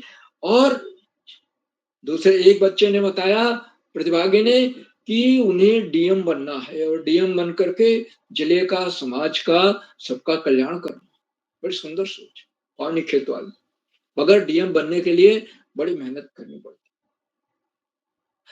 उसके लिए परीक्षाओं के 3 स्तर होते हैं। एक तो प्रिलिमिनरी होता है, फिर मेन यानी मुख्य परीक्षा, फिर साक्षात्कार, और इनसे गुजरने के बाद तब आप आईएएस प्रॉपर में आ पाते हैं। और उसमें भी एडमिनिस्ट्रेटिव सर्विस में आपको अपना राज्य मिला या नहीं मिला आपके मेरिट पर डिपेंड करता है। अगर आप मेरिट में नीचे हो तो अपना राज्य नहीं मिलेगा, आपको केरल मिल सकता है, आपको असम मिल सकता है, आपको गुजरात मिल सकता है। मगर आईएएस या डीएम की पोजीशन जिले में सबसे ऊंची होती है और उस पर पहुंचने का स्वप्न बिल्कुल सही स्वप्न है। और आप अगर इस दिशा में काम करते रहेंगे निश्चित रूप से आपको सफलता मिलेगी। प्रयास ही से तो सफलता मिलती है। हमें एक लक्ष्य बनाकर जीवन में चले, हम निश्चित रूप से आगे बढ़े और यही लक्ष्य होना चाहिए। तो बहुत सुंदर। और एक प्रतिभागी ने बताया कि उनके हाथ में फ्रैक्चर हो गया और उसके बाद कैसे अल्मोड़ा गए, वहां पर दिखाया और कैसे कैसे जीवन में कठिनाइयां धीरे धीरे ठीक हो गया और योग प्रतियोगिता में भाग लिया, प्रतिभागी ने बताया। और उस प्रतियोगिता में परीक्षा सूची में पहला नंबर आया। लेकिन एक प्रतियोगी जिसका चयन हुआ था वो नहीं जा पाया और चूंकि इनका पहला नंबर था, इनका स्थान आ गया। ईश्वर जो भी करता है वो बहुत सोच समझ के, तो भरोसा रखना चाहिए, सकारात्मक दृष्टिकोण रखना चाहिए और प्रयत्न करते रहना चाहिए। बाल प्रहरी के संचालन से जुड़े हुए अपने अनुभव को साझा किया एक प्रतिभागी ने और बताया कैसे नेट चला गया आधे संचालन के बाद नेट ही गायब हो गया। पहले संचालन बड़ी निराशा होती है, लेकिन आदरणीय करोला जी ने उनको ढांढस बंधाया कि चिंता न करो, अगली बार फिर संचालन करना और हर बार थोड़ा नेट चला जाएगा और अच्छा करना आगे चलकर।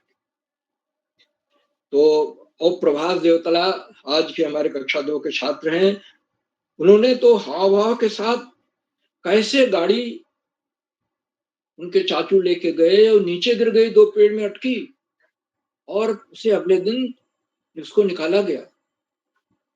जीवन हानि नहीं हुई, चोट नहीं आई और बच गए। ऐसा होता है। मैं केदारनाथ की यात्रा पर गया था, उत्तराखंड। केदारनाथ की यात्रा में लोग जो नहीं चल पाते हैं वो घोड़े पर चल करके जाते, तो लौटते वक्त एक घोड़ा फिसल करके नीचे गिर गया। नीचे कम से कम 1000-2000 फीट गहरी घाटी और वो घोड़ा पेड़ पर अटक गया और वो महिला उस पर वैसे के वैसे बैठी रही। उसके बाद रस्सी डाल करके लोगों ने बांध करके घोड़े को निकाला और उस महिला को निकाला। जिस होटल में हम ठहरे हुए थे उसी होटल में वो महिला भी ठहरी। तो ये ईश्वर बचाने वाला होता है। ऐसे एक्सीडेंट्स होते रहते हैं, घटनाएं आती रहती हैं जीवन, और वो हमें जीवन भर का सबक दे जाती है। इसमें किसी का दोष नहीं, लेकिन अगर बचना था, जीवन बहुमूल्य होता है और देखिए बच गया जी। आज के हमारे इस कार्यक्रम की अध्यक्षता कुमारी अपेक्षा जोशी कर रहे हैं, जो कक्षा 4 की छात्रा हैं। अध्यक्ष बनने के लिए मैं उन्हें हार्दिक बधाई देता हूं। उन्हें अभी यहाँ आमंत्रित किया जाएगा, वो अपना अध्यक्षीय वक्तव्य देंगी और उसके बाद अपनी प्रस्तुत भी देंगी, अपने जीवन की रोचक घटना के बारे में भी हमें बताएंगे। मैं उन्हें अध्यक्ष बनने के लिए हार्दिक बधाई देता हूँ। आज की हमारी विशिष्ट अतिथि कुमारी ममता शर्मा है, जो कक्षा 8 की छात्रा है, ग्वालियर से। मंत्री जी ने विशिष्ट अतिथि का सुंदर वक्तव्य दिया और उन्होंने अपने जीवन की महत्वपूर्ण घटना बताई, उसका विस्तार से वर्णन किया और वो 20 रुपए का नोट था जिससे जुड़ी घटना थी, क्योंकि नोट खराब निकला तो उन्होंने उसको फेंक दिया। बाद में उनको पता चला कि इसको फेंकना नहीं चाहिए था, अगर उसको सुखा करके और बैंक में ले जाते तो उसके बदले में दूसरा नोट मिल जाता, बैंक दे देते हैं। तो ये महत्वपूर्ण घटना थी और सुंदर वर्णन रहा मंत्रिता जी का। उन्हें विशिष्ट अतिथि बनने के लिए बधाई देता हूँ, शानदार प्रस्तुति के लिए बधाई देता हूँ। और आज के हमारे मुख्य अतिथि आदरणीय श्री सुमित श्रीवास्तव जी हैं, जो प्रधानाचार्य हैं श्री त्रियोगी सिंह इंटर कॉलेज सूरतगढ़ जामू से। और आपने अपने प्रेरणादायक बोधन में अपने 2 संस्मरण सुनाए, जीवन के 2 घटनाएं बताई। एक तो उमा रमन उच्चतर माध्यमिक विद्यालय जामू का जो सबसे पहला हायर सेकेंडरी स्कूल था, बाद में कॉलेज बना। उस समय तक वहां कोई हायर सेकेंडरी स्कूल या कोई कॉलेज आसपास में नहीं था। वहां दूर दूर से, हमारे समय में, मैं तो वहीं का पढ़ा हुआ हूँ, 12वीं तक वहां पढ़ा हूँ, वहां 13-14 किलोमीटर दूर से आते थे पढ़ने के लिए बच्चे, पैदल चल करके रात में। और वहां की पढ़ाई बहुत अच्छी थी। तो उसके बारे में बताया कि वहां पर एक वया और पाया विभाग था और जो भी चीज जिसको मिल जाती थी वो वहां जमा कर दी। आपको भी कोई चीज मिली और आपने वहां उसको जमा कर दिया। पेन मिल जाए, पेंसिल मिल जाए, किसी की पटरी है, किसी की कॉपी है, किसी की किताब है, और आपको मिल जाएगा वहां जाने पे। फिर आपने मैहर जाते हुए बताया कि कैसे पहाड़ियों पर गाड़ी चढ़ते हुए हरे भरे मैदानों से होती हुई निकल जाती है, पहाड़ियों से होती हुई, और नीचे हम देखते हैं तो बड़ा भय लगता है। आदरणीय मुख्य अतिथि महोदय ने अपने बहुमूल्य समय में से हमें समय दिया और इस बात को भी रेखांकित किया कि ये इस बालपहरी मंच की नई विधा है। आज जिसमें कार्यशाला हो रही है ये नई विधा है। अब तक इस चीज को लेकर के इस विधा पर कार्यशाला नहीं हुई। संस्मरण तो जरूर हुए हैं, जीवन के संस्मरण, लेकिन मेरे जीवन की घटना इस पर कार्यशाला नहीं। आदरणीय मुख्य अतिथि महोदय को मैं सादर प्रणाम करता हूं और उन्होंने बच्चों की प्रस्तुतियों की सराहना की, संचालन की सराहना की, और सबसे बड़ी बात है कि आज आपकी सुपुत्री ही संचालन कर रही है। सुंदर संचालन, आत्मविश्वास से भरा संचालन और उनका 31वां संचालन। आदरणीय मुख्य अतिथि महोदय ने अपने बहुमूल्य समय से हमें समय दिया, प्रेरणादायक बोधन दिया, अपने जीवन की घटनाएं सुनाई और हमारे बीच बने हुए हैं। हम उनके प्रति बहुत बहुत हार्दिक आभार व्यक्त करते हैं। साथियों, कार्यक्रमों से उत्तराखंड में शिक्षा विभाग के उपनिदेशक और शिक्षाविद आदरणीय आकाश सारस्वत जी प्रतिदिन जुड़ते हैं और जुड़ करके अपने प्रेरणादायक बोधन से बच्चों का नहीं, हम सबका मनोबल बढ़ाते हैं। आदरणीय सारस्वत जी पहाड़ पर हैं और उन्होंने इस तथ्य को रेखांकित किया कि पहाड़ पर जीवन भी पहाड़ जैसा ही होता है, कठिन जीवन होता है। आपको बहुत समझ समझ कर चलना होगा। छोटी सी भी लापरवाही बहुत बड़े दुष्परिणाम में बदल सकती है। और लेकिन अगर हम वृक्षारोपण करते रहेंगे, पेड़ रहेंगे, तो हो सकता है कि उनसे हमें मदद मिले, हम दुर्घटना से बच जाएं। यह कार्यशालाएं बड़ी ही उपादेय कार्यशालाएं हैं और बच्चों, शिक्षकों और अभिभावकों तीनों के लिए बहुत ही लाभदायक कार्यशाला, सारगर्भित कार्यशाला। आदरणीय सरस्वती जी बच्चों के संदर्भ में हमेशा इस बात को जोर देकर कहते हैं कि पढ़ाई का कोई विकल्प नहीं है और सफलता का कोई शॉर्टकट नहीं। पढ़ाई ही रंग को राजा बना सकती है, हमें बहुत ऊपर उठा सकती है। अभी एक बच्चे ने कहा कि उसका लक्ष्य डीएम बनना है, और अगर लक्ष्य है तो निश्चित रूप से आपको प्राप्त होगा, लेकिन उसके लिए आपको निरंतर अभी से प्रयत्न करना, तो आप निश्चित रूप से प्राप्त करें। तो पढ़ाई का कोई विकल्प नहीं है और सफलता का कोई शॉर्टकट नहीं होता। नियमित और सतत अध्ययन करना है, पाठ्यक्रम से इतर पुस्तकें पढ़नी, खासतौर से सामान्य ज्ञान की पुस्तकें, महापुरुषों की जीवनी है, उनके विचार हैं, ऐसी पुस्तकें हम पुस्तकालय जाकर वहां से इश्यू करा कर लाएं, उन पुस्तकों को पढ़ें और जो अंश हमें प्रभावित कर रहे हैं उनको जीवन में उतारने का प्रयास। हम देखेंगे कि हमारी जीवन यात्रा में सफलता हमारे चरण चूमती है। आदरणीय सरस्वती जी के प्रेरणादायी उद्बोधन के लिए मैं उनके प्रति बहुत बहुत हार्दिक आभार व्यक्त करता हूं। साथियों, इन कार्यक्रमों से खंडवा से डाइट में सीनियर व्याख्याता के पद पर कार्यरत शिक्षाविद आदरणीय डॉक्टर अशोक कुमार नेगी जी प्रतिनिधि और जुड़कर उन्होंने चैट बॉक्स का उत्तरदायी संभाल लेते हैं। बच्चे उनकी सुंदर, रोचक, उत्साहवर्धक टिप्पणियों की, मार्गदर्शक टिप्पणियों की प्रतीक्षा करते हैं और उनका उद्बोधन, आशीर्वचन हम सबको रुककर अवश्य सुनना चाहिए, क्योंकि उसमें हमेशा कोई न कोई नई सीख, नई बात और नई प्रेरणा होती है, जिससे हम निश्चित रूप से लाभान्वित होंगे। एक बार आदरणीय डॉक्टर नेगी जी को मैं सादर प्रणाम करता हूं, उनका हार्दिक स्वागत और अभिनंदन करता हूं। मित्रों, इन कार्यक्रमों से देश के 16-17 प्रांतों के अनेक कवि, कहानीकार, साहित्य प्रेमी, मनीषी और चिंतक भी जुड़ते हैं। उनमें कुछ नाम जो पटल पर आए इस प्रकार हैं: आदरणीय कामेश्वरी सिंह मैडम गुड़गांव हरियाणा से, आदरणीय पारसचंद्र जैन जी संयुक्त शिक्षा निदेशक राजस्थान से, आदरणीय पूनम पंत मैडम, आदरणीय नरेंद्र पाल सिंह जी अल्मोड़ा से, आदरणीय हरीश देवतला जी, आदरणीय वत्सला सिंह मैडम, आदरणीय उमाकांत पाल मैडम, आदरणीय देव सिंह राणा जी, आदरणीय उमेश जोशी जी, आदरणीय नीरू जोशी मैडम, आदरणीय सुधीर तिवारी जी, आदरणीय भावना जोशी मैडम, आदरणीय प्रदीप सिंह जी और 16-17 प्रांतों से जुड़ने वाले अनेक विद्वान शिक्षक और विदेशी शिक्षकाएं, आप सब प्रतिदिन हमारे कार्यक्रमों से जुड़ते हैं और जुड़कर इन्हें चार चांद लगा देते हैं। हमारे कार्यक्रमों को नई गरिमा मिल जाती है और हमारे अंदर अभिनव ऊर्जा का प्रवाह होने लगता है। हम आपके इस लगातार मिलने वाले सहयोग के प्रति बहुत बहुत हार्दिक आभार व्यक्त करते हैं। मित्रों, जहां बच्चे हों, अभिभावकों का सहयोग अनिवार्य हो जाता है। और आज सबसे छोटे प्रतिभागी रुद्रांश पंत, जो कि यूकेजी के छात्र हैं, ने शानदार प्रस्तुति दी। बिल्कुल सही जीवन की सही घटना के बारे में, सच्ची घटना के बारे में बताया। इसी तरह से प्रभास देवतला जी ने बताया, बड़ी रोचक घटना थी, रोचक अंदाज में हाव भाव के साथ बताया।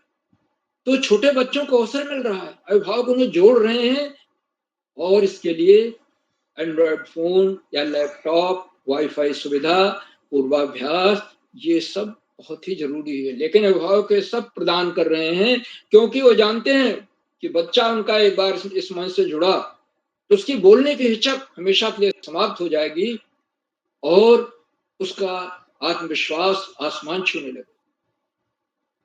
तो अभिभावकों के लगातार मिलने वाले सहयोग के प्रति मैं बहुत बहुत हार्दिक आभार व्यक्त करता हूं। और अंत में इन कार्यक्रमों के सूत्रधार, आधारविंद, प्रेरणा पुरुष और ऋषियों का साथ जीवन जीने वाला आदरणीय किरोला जी, जो आजकल गौचर में दिन में ऑफलाइन कार्यशालाएं कर रहे हैं और शाम को ऑनलाइन कार्यशाला। उनकी व्यस्तता सुबह 4 बजे उठकर रात 11 बजे तक इन्हीं कार्यक्रमों में लगे रहते हैं। किरोला जी के इन भगीरथ प्रयासों को मैं कोटशा नमन करता हूं, वंदन करता हूं, अभिनंदन करता हूं, उन्हें सादर प्रणाम करता हूं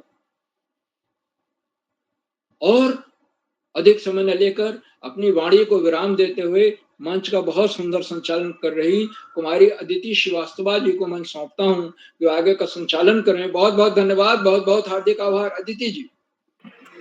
जी सर, आपका बहुत बहुत आभार। आपने बच्चों का मार्गदर्शन किया, आपने काफी कुछ नया बताया, हमें काफी नई सीखें दी और अपने अपने जीवन की भी एक घटना बताई। आपका बहुत बहुत आभार सर। मैं इसी के साथ आज की अध्यक्षता कर रही कुमारी अपेक्षा जोशी, कक्षा 4, हिमालयन प्रोग्रेसिव विद्यालय किच्छा, उधम सिंह नगर से आपको आमंत्रित करती हूँ बहन। आप तक आवाज आ रही है बहन मेरी? जी दीदी, आपकी आवाज आ रही है। आप सभी को मेरा प्रणाम। मेरा नाम अपेक्षा जोशी है, मैं कक्षा 4 की छात्रा हूँ। मेरे विद्यालय का नाम हिमालयन प्रोग्रेसिव स्कूल है। तो आज के इस कार्यक्रम में मुझे 9वीं बार अध्यक्षता करने का मौका मिला है, जो सिर्फ उदय किराला सर जी की वजह से। सर, आपका बहुत बहुत धन्यवाद। श्री श्याम पलट पांडे सर, आपने हमें बहुत ज्ञानवर्धक बातें बताई और आप हमेशा हमें नई नई बातें बताते हैं। आपका बहुत बहुत धन्यवाद। Shri Ashok Kumar Negi sir, chat box के माध्यम से मनोबल बढ़ाते हैं, आपको भी मेरा बहुत बहुत प्रणाम। श्री आकाश कार्तिक सर, आपने हमें बहुत ज्ञानवर्धक बातें बताई और आप हमेशा कहते हैं कि पढ़ाई का कोई विकल्प नहीं, सफलता का कोई शॉर्टकट नहीं, जीवन में आगे बढ़ना है तो ज़्यादा से ज़्यादा पढ़ना होगा। और ये बात बिल्कुल सही है, अगर हम पढ़ेंगे नहीं तो हमारी अच्छी नौकरी नहीं लगेगी। और आज सभी लोगों ने बहुत अच्छी प्रस्तुति दी, बहुत सारे लोग इसमें जुड़ते हैं और इस बाल प्रहरी मंच में हमें बहुत सारी चीज़ें सीखने को मिलती है, जैसे नृत्य और बाल प्रहरी में बहुत सारी चीज़ें होती हैं, जैसे नृत्य कार्यशाला और गीत गायन कार्यशाला और कविता की कार्यशाला। तो ऐसी बहुत सारी कार्यशालाएं इसमें बाल प्रहरी मंच में होती है। बाल प्रहरी मंच से जुड़कर हमें बहुत ज्ञान मिलता है और आज बहुत लोगों ने प्रस्तुति दी और उनकी प्रस्तुति बहुत अच्छी थी। बाल प्रहरी मंच से हमें इतनी सारी चीज़ें सीखने को मिलती है और बाल प्रहरी मंच से हमें आगे बढ़ने का मौका मिलता है। इसी के साथ मैं ज़्यादा समय ना लेते हुए अपना अनुभव आप सभी को बताती हूँ। एक दिन क्या हुआ, 2024 की बात है, अक्टूबर में रामलीला चल रही थी और हम मेरे शहर में रामलीला 30 साल बाद हुई है। और तो मेरा मन करा कि मैं भी इस रामलीला में पार्ट लूं। तो मैंने अपनी मम्मी पापा से पूछा कि मैं रामलीला में पार्ट ले सकती हूँ? उन्होंने कहा हाँ तुम ले सकती हो। तो फिर मैं गई, तो वहाँ जो सिखाने वाले सर थे उनने मुझसे कहा कि तुम्हें अहिल्या का पार्ट देता हूँ अगर तुमने उसे 2 दिन, और उन्होंने मुझे 2 दिन का समय दिया और मैंने उन्हें 1 दिन में सीखकर सुना दिया। तो उन्होंने मुझे इतने सारे पार्ट दे दिए, जैसे अहिल्या और सती का रोल, और पूरे 10 दिन तक रामलीला में मुझे पार्ट मिला और बहुत सारी मुझे वहाँ से चीज़ें सीखने को मिली, लोगों से बहुत प्यार मिला और बहुत अलग-अलग चीज़ें मुझे करने को मिली। तो आप मेरा धन्यवाद। जी बहन, आपने बहुत अच्छी प्रस्तुति दी। आपको रामलीला में पात्र करने का अवसर मिला। आपका बहुत बहुत शुभकामनाएं और आपको बहुत बहुत धन्यवाद बहन। तो अब मैं इसी के साथ आज के छूटे हुए प्रतिभागियों का आमंत्रित करती हूँ। श्री कार्तिक तिवारी, कक्षा 9। आपका स्वागत है भैया। धन्यवाद दीदी, धन्यवाद बहन। आप सभी को मेरा प्रणाम। मैं कार्तिक तिवारी, कक्षा 9 का विद्यार्थी हूँ, श्री रामचंद्र भट्ट सरस्वती विद्या मंदिर इंटर कॉलेज कुपिशर चमोली से। आज मैं आप सभी के सम्मुख अपने जीवन की एक घटना प्रस्तुत करने जा रहा हूँ।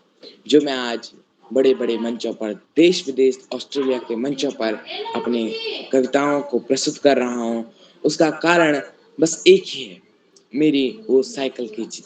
मेरे को आज भी याद है, ये 2018 की घटना है, जब हमारी पेपरों के बाद छुट्टियां पड़ी हुई थी।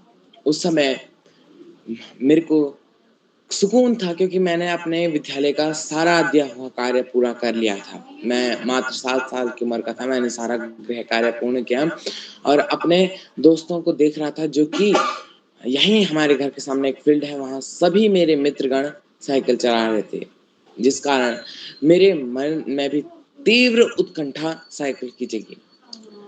करीब 3-4 दिनों तक मैंने अपने घर वालों को इस चक्कर में खूब परेशान किया, खूब तंग किया। कई बार खाना ना खाने की जिद की।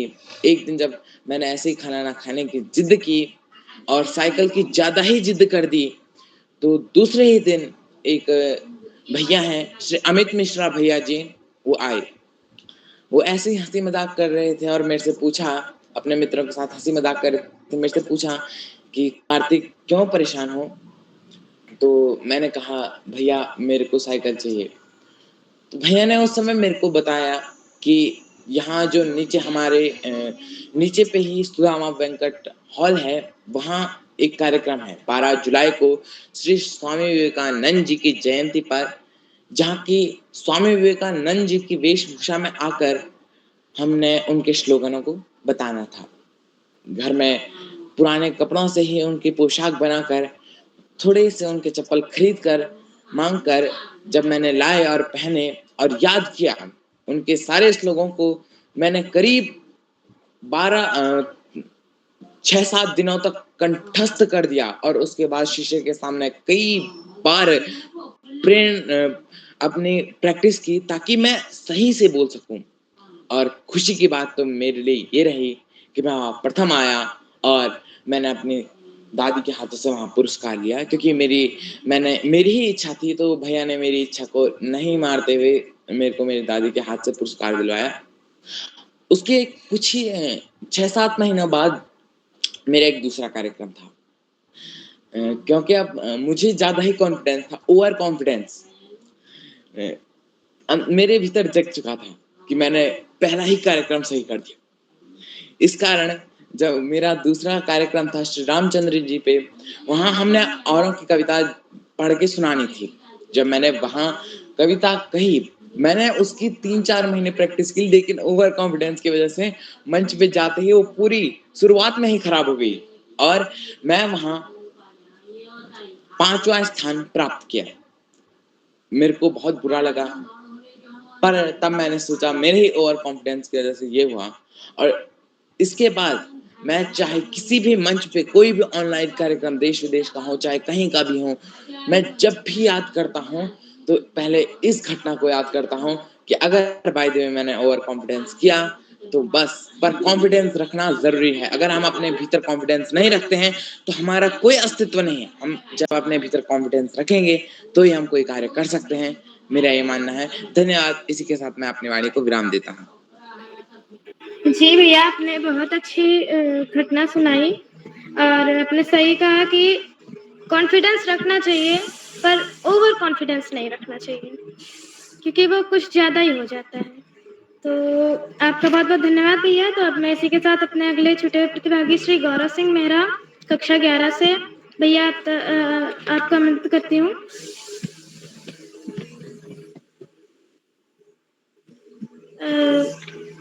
लगता है कि निकालने में बीच उपस्थित नहीं है, तो श्री दीक्षित खेतवाल, कक्षा 6।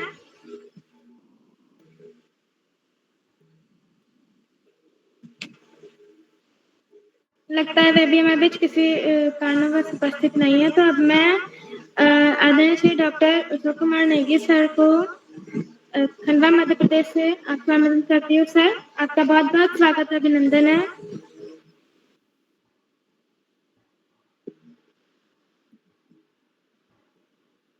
जी अदिति जी, मेरी आवाज आ रही है? जी सर, आ रही है। तो आपको ढेर सारी बधाइयाँ, बहुत सारी शुभकामनाएं।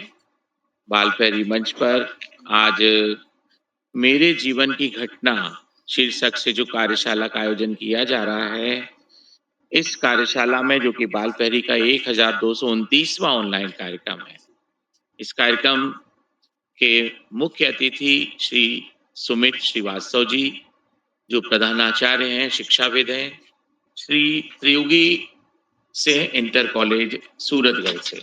आपका बहुत अभिनंदन, बहुत स्वागत है आदरणीय सुमित श्रीवास्तव जी। बाल प्रहरी मंच पर आज की कार्यशाला के विशिष्ट अतिथि के रूप में मंचासीन कुमारी मंत्रिता शर्मा जी, जो सांदीपनी शासकीय पद्मराजे कन्या उच्चतर माध्यमिक विद्यालय ग्वालियर मध्य प्रदेश से कक्षा 8 की विद्यार्थी हैं। आपका भी बहुत अभिनंदन और बहुत स्वागत है।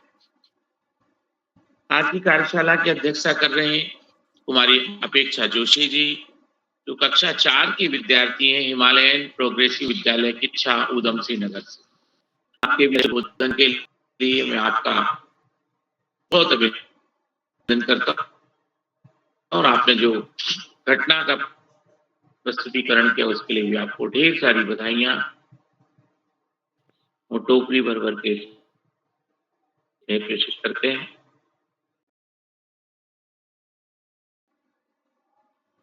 आज की कार्यशाला में जामू अमेठी उत्तर प्रदेश के राजकीय इंटर बालिका कॉलेज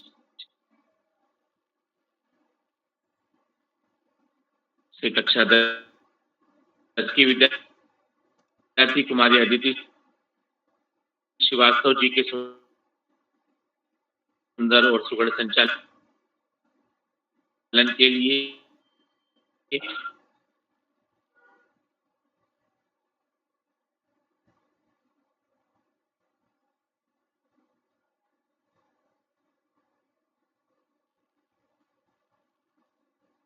आत्मविश्वास से भरपूर संचालन के लिए उनका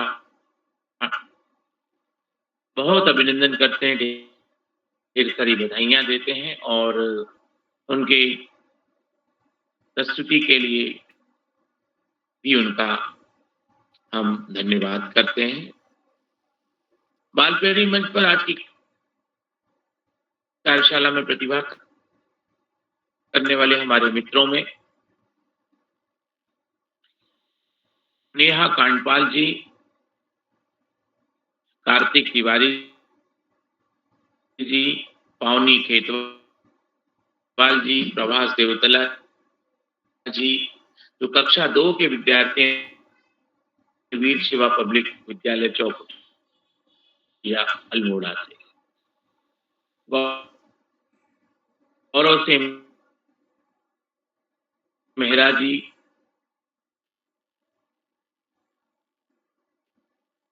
हिमानी गुसाई जी, दीक्षित खेतवाल जी, रुद्रांश पंत जी, यूके जी से यहाँ गंगोलीहाट पिथौरागढ़ से, वृंदा जी कनका नदी तो से, हमारी खुशी कोहली जी, उनोली बागेश्वर।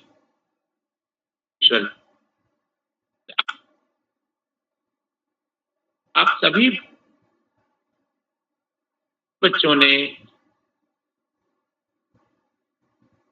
मेरे जीवन की घटना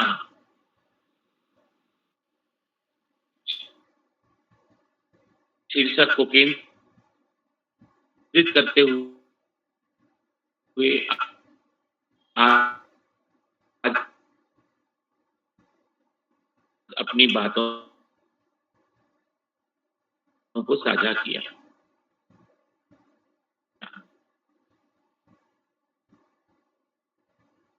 सबसे महत्वपूर्ण बात तो ये थी कि आज हमारे जो मुख्य अतिथि महोदय हैं श्री सुमित श्रीवास्तव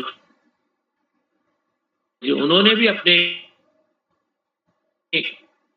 इस कार्यशाला में अपने जीवन की घटना का उल्लेख किया और इस कार्यशाला की महत्ता को प्रतिपादित किया और बच्चों की प्रस्तुतियों की सराहना की। मैं आदरणीय सुमित श्रीवास्तव जी का बहुत अभिनंदन करके उन्हें साधुवाद प्रेषित करता हूं। बाल प्रेमी मंच पर जितने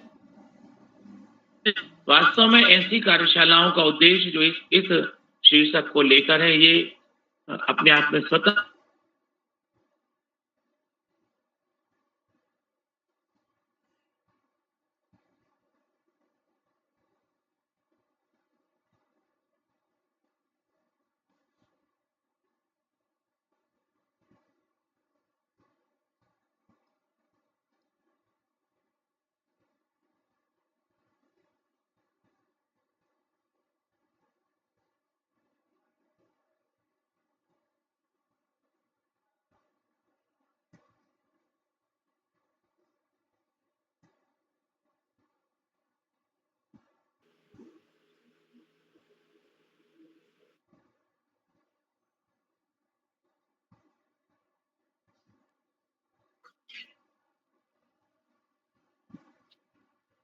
अदिति जी बहुत बधाइयां और एक बार पुनः मैं शुभ